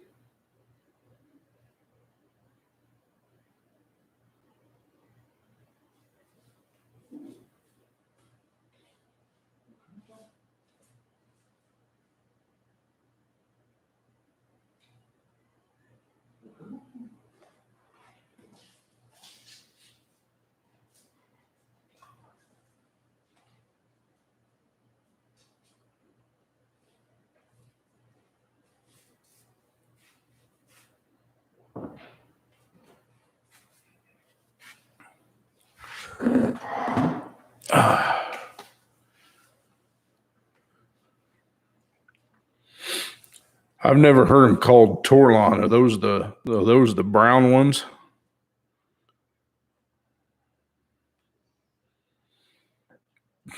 Excuse me.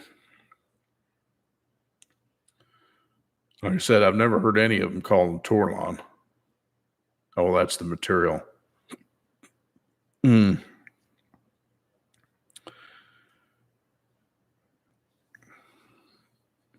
Like I said, after seeing the thing with I don't know if the ones that are in the 6L80s are actually Torlon or if they're just plastic, but they're a white check ball. And like I said, I've seen them stuck in a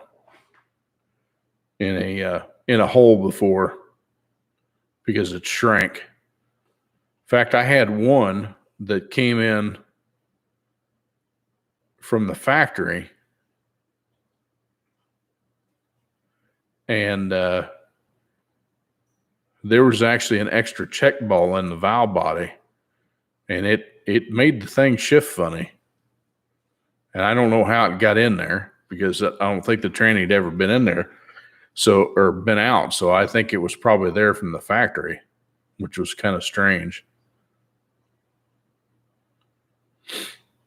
Oh, it had some miles on it. Most of the time, these 6L80s will fail between 70 and 90,000. This Tahoe that I got in now has got 91,000 on it, and it failed. But the one that had the check ball stuck in it, it was a low mileage one. Low mileage for that anyway. It had like 40-some thousand miles on it. Didn't have a whole lot on it, but it was sure enough. But as far as that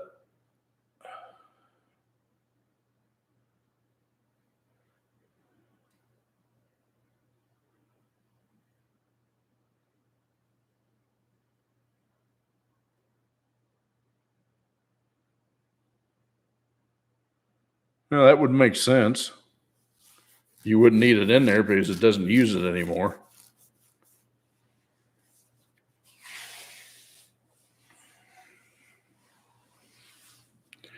I just put them all back in there the way they came out. I mean, either way, it's you can leave it in there, or you can take it out, but it's not going to be used either way.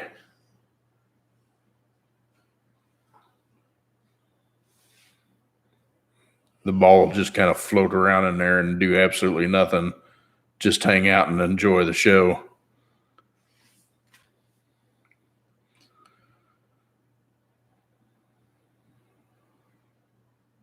Well, yeah, that's a Captain Obvious there. That's definitely a Captain Obvious. But all the 60s that I do, I put that HT shift valve in it.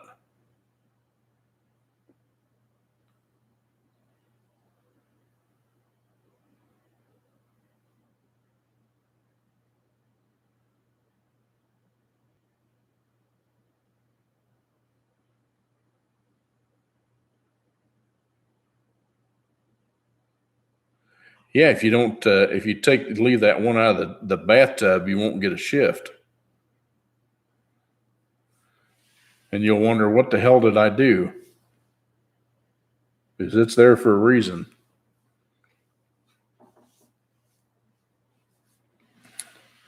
I can't remember what gear it loses. I think it's, I just don't think it'll shift. I've not left one out to experiment to find that out. Now, some of those, like in the videos, if I make an error like that and I'll say, ask me how I know, that's because I've screwed up and I've done that.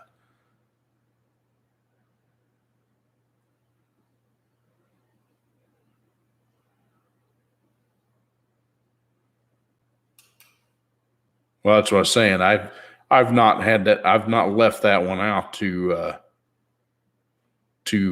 find out what it does.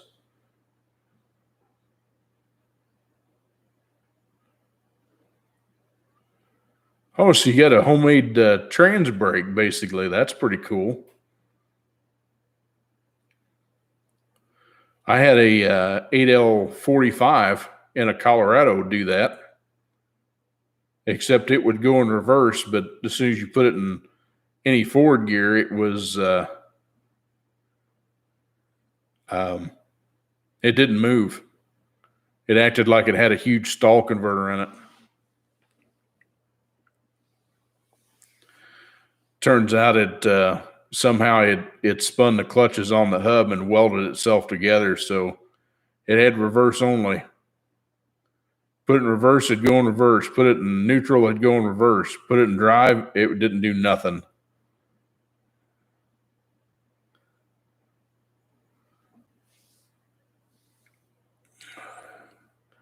Yeah, that was a fun one to do.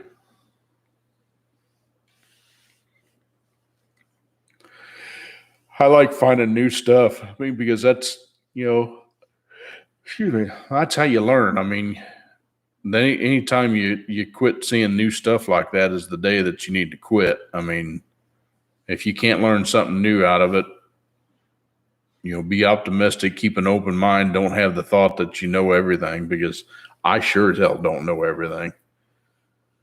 If I knew everything, I'd be the good Lord above, and I wouldn't be here on this earth. That's for sure. But I don't. So I learn something every day, as minuscule as it may be.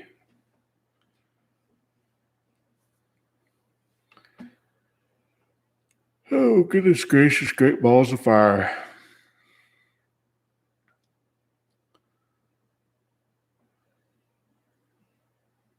Well, I think I'm about talked out for the night. This has been a pretty enjoyable night for me. I've enjoyed the heck out of it.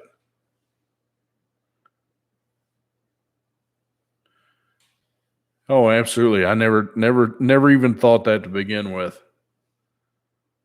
Like I said, I've just enjoyed the heck out of everybody, that chimed in tonight. And Brian, you gave me a lot of great information, and look forward to talking to you in the future.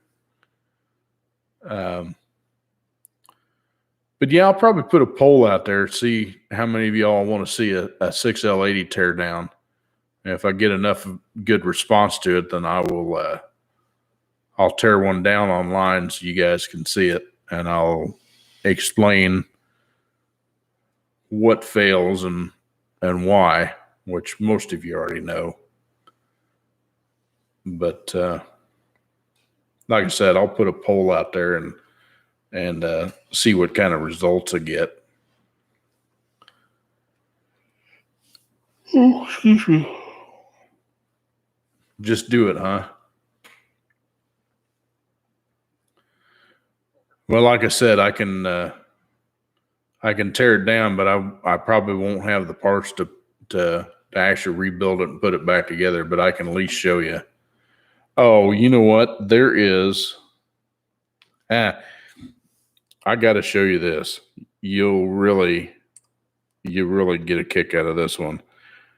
Now I know this is on my phone, but you'll get the gist of it. Let me see if I can find it. Because I like to take pictures of the catastrophic damage on a lot of this stuff that I deal with on a daily. In fact, I got a 6T35 tore down on the bench, which is a front drive 6-speed. And here you go.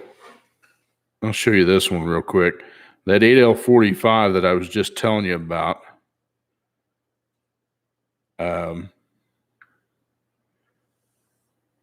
Here's a picture of the 23467 clutch pack welded to the hub.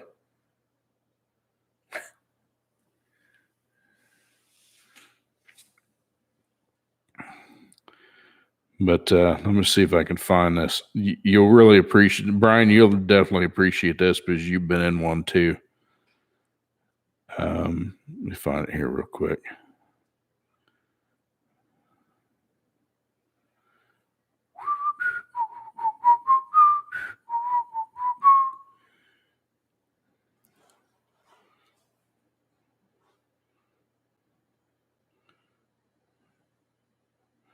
Welcome back, my friends, to the show that never ends. We're so glad you could attend. Come inside, come inside. Okay. Here it is. I don't know how well you can see that.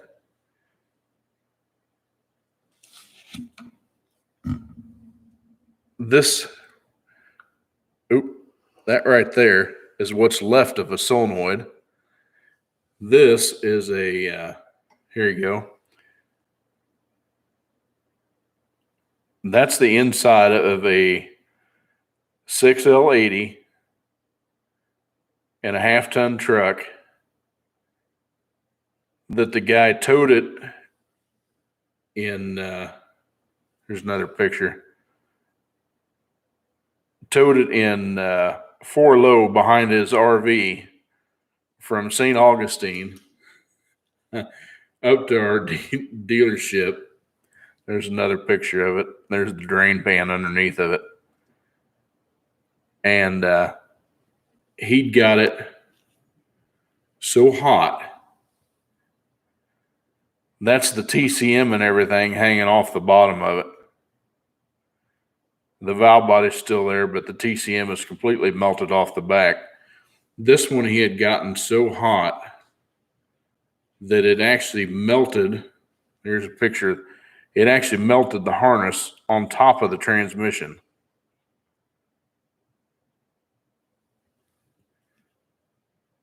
I had to repair it in a couple of different spots. And that was up near the top of the bell housing.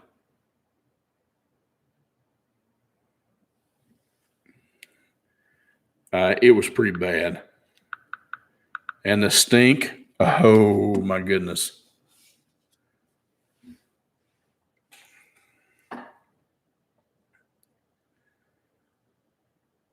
Feedback, which is fine. It's good candle content. Carnage. Yeah, it was definitely carnage.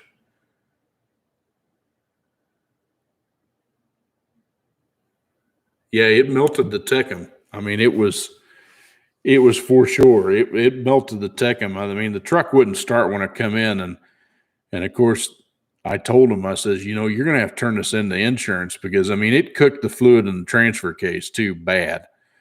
And I told him, I says, it's probably not a good idea to try to rebuild this transfer case either. So you're going to need a transmission and a transfer case. And, you know, of course, it boiled a lot of the fluid out of it, and it spit it out the vent hose. But it was, they couldn't get it. It had even melted the plug on the back where the umbilical cord plugs in. I ended up, you can get just the body, you can get the connector body for it with leads, and I ended up having to splice all that back in. But to get it started, there's one wire in there. You basically just have to ground the wire to tell the ECM that the transmission's in park. Because the park neutral switch is internal to the transmission. So as long as you ground that wire out, the engine will fire up. And so that's what I did. Once I got it out, I grounded the wire so the insurance company could say, yeah, okay, so the engine's okay, which it was. But man, did it cook everything. And yeah, I know. And you know, the guy, I talked to the guy, it was an older gentleman, just the nicest guy you'll ever talk to. Super nice guy. His wife was nice and everything else. And he said, you know, I didn't even notice there was anything wrong. And obviously not. I mean, the truck only had, I think it had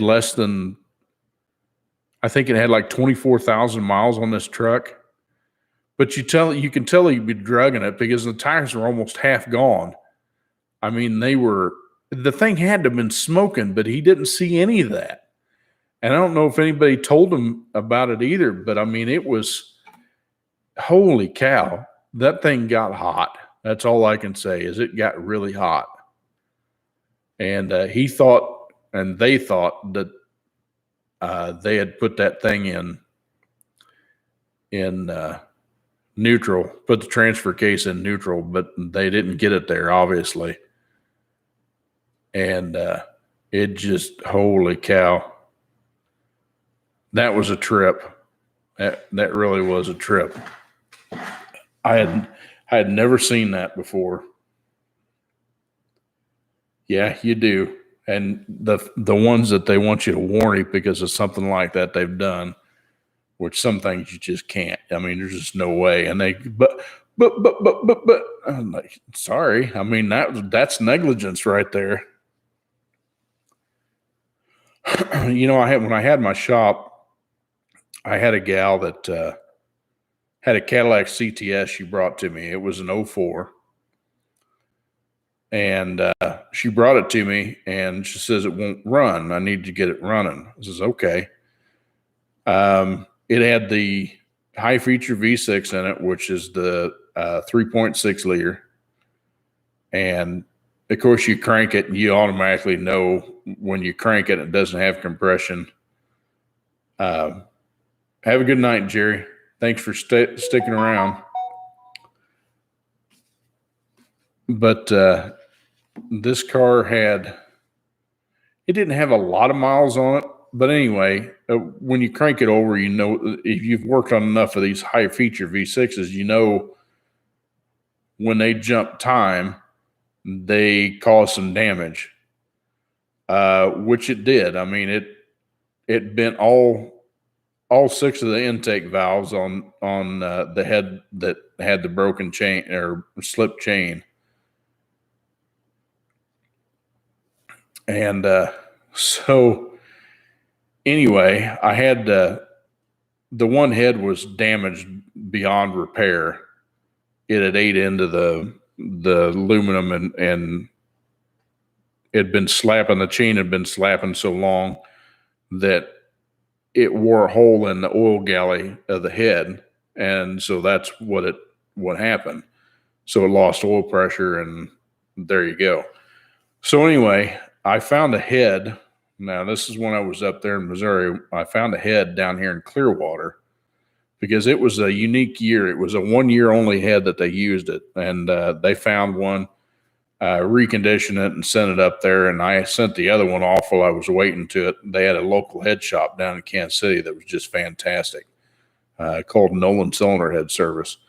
But they cleaned it up, got that one good and ready to go, checked everything. It was good to go. So put everything back on there and new chains, new tensioners, new guides, all that good stuff.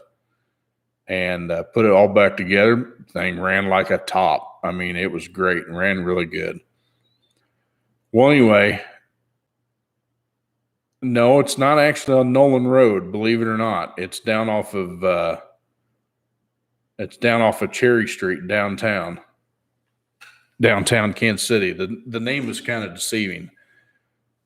But yeah, the old Nolan Road. Lord knows that we cruised that growing up. But anyway, so I get this thing running everything, and she's all happy as all get out. And it comes back like a year later, and the same thing's happened again on the opposite head. And this thing's blown a hole in the cam cover, and she wants me to warn it. I'm like, well, I don't have a problem warning, but let's find out what happened first. If it's something we did, then sure, I'll make sure it's taken care of. Well, of course, the first thing I do is I check the oil on it, and there is not a drop of oil on the dipstick. So that's when I grabbed the camera and I started recording it because I knew this was going to go south. So I had my tech at the time get it up in the air and pull the drain plug on the engine. And I kid you not, there was maybe, if we're lucky, maybe a pint of oil in it, if that. So it had absolutely no oil in the engine. And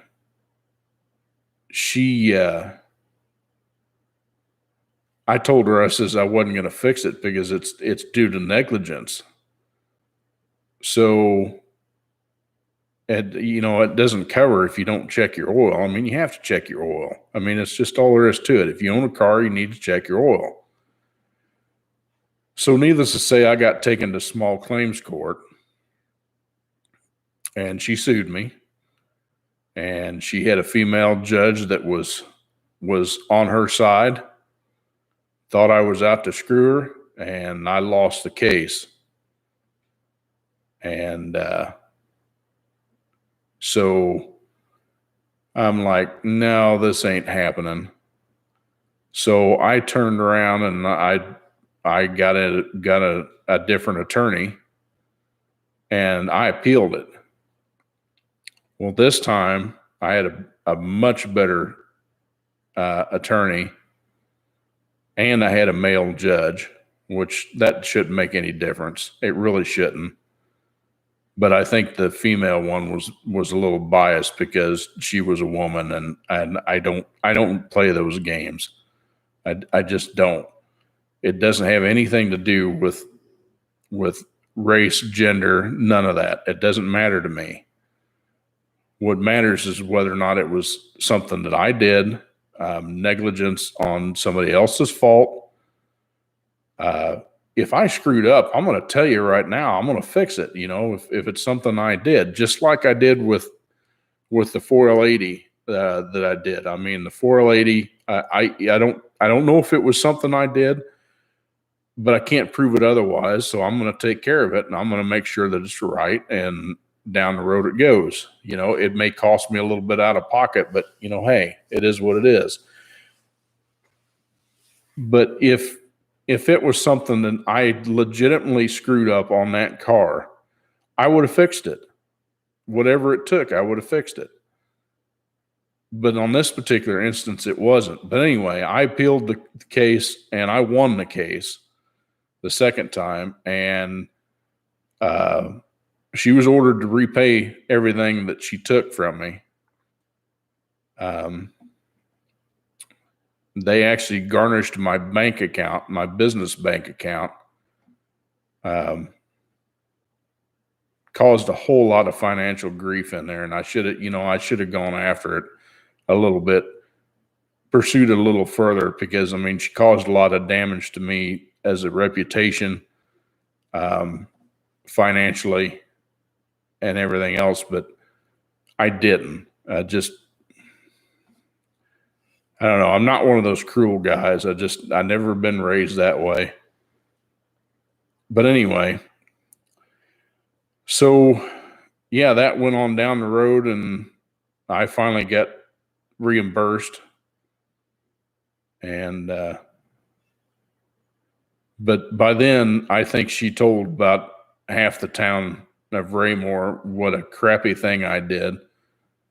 And because it was only her side of the story, and it was all my fault, and the engine's supposed to run on no oil or everything else. And she claimed that I rebuilt the engine, which I did not. I just repaired it. I didn't go into the bottom end of the engine. I just repaired the cylinder heads, put new chains on it, and down the road it went. I didn't do anything to the internal block or anything like that. But yeah, it was a huge mess. I don't consider it a loss. I consider it a learning experience. Owning your own shop has its ups and downs. I had a lot of really good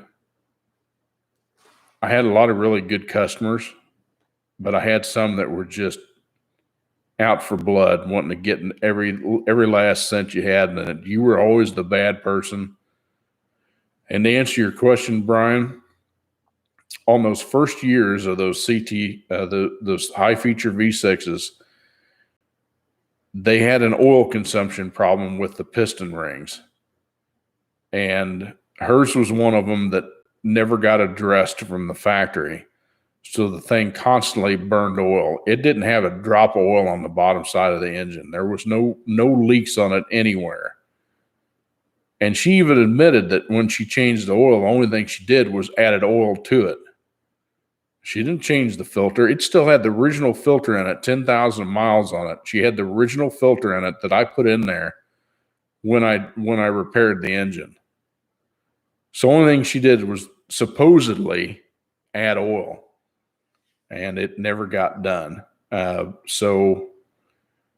yeah, the first versions of those had an oil consumption problem with the piston rings, kind of like what GM's having trouble with right now on certain particular engines. They have either compression engines, just like this Cruise that I'm working on now, 17 Cruise, and she was complaining of low power at low RPM, and it's a turbo engine.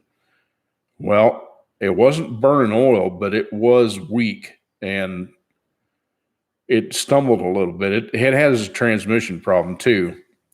But anyway, I ended up doing a compression test on it, and it had from cylinder 1 to 4, it had 240,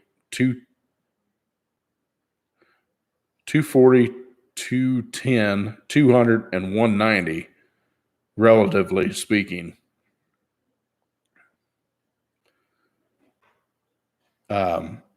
Which is low compression for those engines, the little 1.5 liters. This is a 1.4 in the Cruise. So the bulletin is you replace the pistons, rings. That was on my Instagram. I showed some pictures of it. But so I had to put pistons in it. And then, of course, the transmission, I had to dress it, and I get it apart, and the 4, 5, 6 clutch on it's just smoked. And it's got a bunch of debris in the bottom of it. So had multiple issues, but I mean, they use GM and a lot of the other manufacturers are going to what they call, well, they're not going, they've done it for a while now, but they use what they call a low tension piston rings. And they do that to free up some horsepower because it doesn't put as much drag on the cylinder wall. And it's obviously it works because, we get some of these Cruises and Malibus for that matter, that'll have between 25 and 35,000 miles is usually when we have to put pistons in them. But you open them up and there's like virtually no wear on the cylinder walls. I mean, the crosshatch is just bright as day. But they have a low tension ring, so they don't seal as well as the old ones did. They do, but they don't handle the heat as well. Anyway, so yes, I see you. Yes, I do. Yep. It's just terrible. Yep.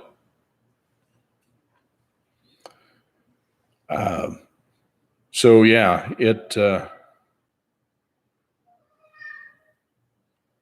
interesting. For a while we were doing a lot of piston jobs, Malibus specifically. Those were the ones that had most of the problems with them. And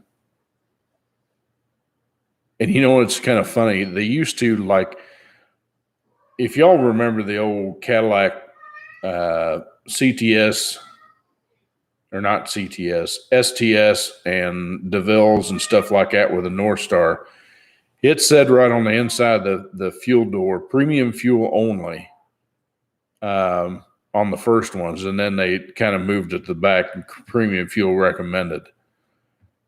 But they would build up so much carbon on these things that they would spark knock, they would leak, they would oil and stuff like that. Well, now they don't even mention the fact that the premium fuel, and they're running these turbo motors.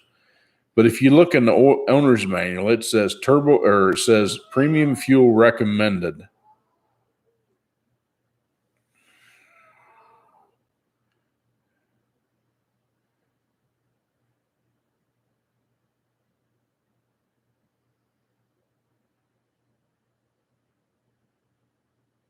Well, sure. I mean, like I said, these these Malibus and stuff, we were doing these Malibus like between Scott and I on the heavy end of the shop, we were doing between the two of us, we'd do 3 and 4 of them a week for, quite a while.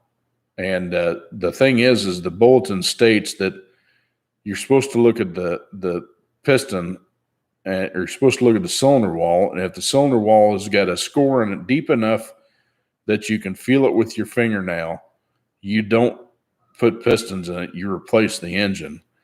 And there was one week or 1 month. Yeah, 1 month that had a couple of weeks in it anyway. We did like 4 or 5 engine replacements in the same month. And our boss was just having a come apart because, it shoots the warranty cost way up. And they're like, why are we putting all these engine in it? Yeah, it wasn't a bad month. Putting engine, it sucks because, you have to tear them down. And they used to pay really good. They paid like 13 or 14 hours to put a pistons in it. And they got it down to like 9, which I don't know how you can do them in 9. Even on this cruise, and I'm rusty, I didn't do too bad on it, but it still took me every bit of 10 hours to do it. But, I'm not near as fast as I used to be. But he was about to have a come apart because we're doing all these engines and replacements and stuff like that. So there's nothing we can do. It says, just put a set of pistons in it. Let that go. Said, no, can't.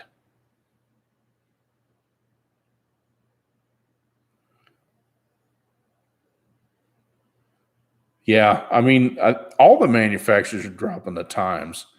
GM has dropped times on so many things that we used to get paid, really good for. Just like the condensers on the Suburbans and the Tahoes and the Cadillacs and stuff like that. They've had problems with the condensers on like the 15s through 18s or something like that. The condenser will leak, and that thing's covered under powertrain. Well, it's covered under warranty for a while, but the time to do one of those used to be like 3.5 hours for doing the condensers. And then, of course, we all figured out a way to knock them out in about 45 minutes. Well, somebody apparently blabbed at school, and of course that got to the higher ups, and they figured, oh, well, we'll fix your red wagon. Says we'll knock it down to 0.8, and that's all you get for it. You spend that 0.8 just trying to get the dang machine to work.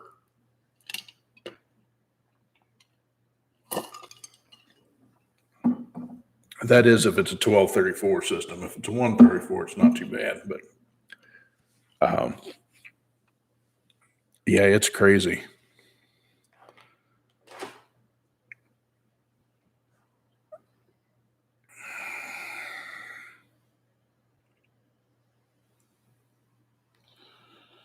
Oh, hang on a minute, guys. Bailey. Come on, get up. Come on, get up. Come on, switch sides. Damn it. Come on, switch sides. Come on.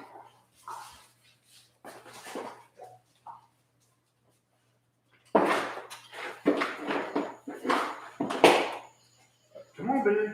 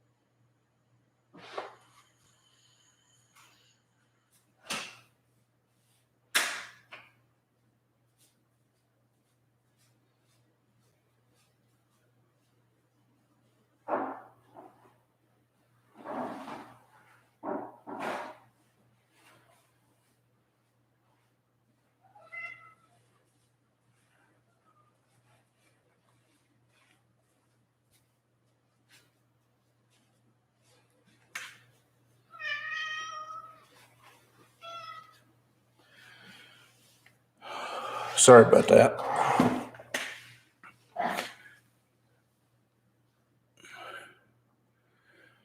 All right.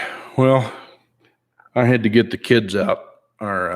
My basket case 4-legged kid has got this new thing going on that she'll be sleeping and she'll just start leaking on the floor. And she's always had trouble with her bladder, but she's gotten to the point where she won't tell you. Anyway, yeah, it's probably a good thing we probably need to call it a night. Good Lord, been on here 2 hours and 15 minutes. You guys got me talking tonight. It's been great, though. I've enjoyed it. So, yeah, y'all take care of yourself and each other. We'll see you on the next time. God bless you. And, yeah, thanks a lot. I really appreciate it. Have a good night.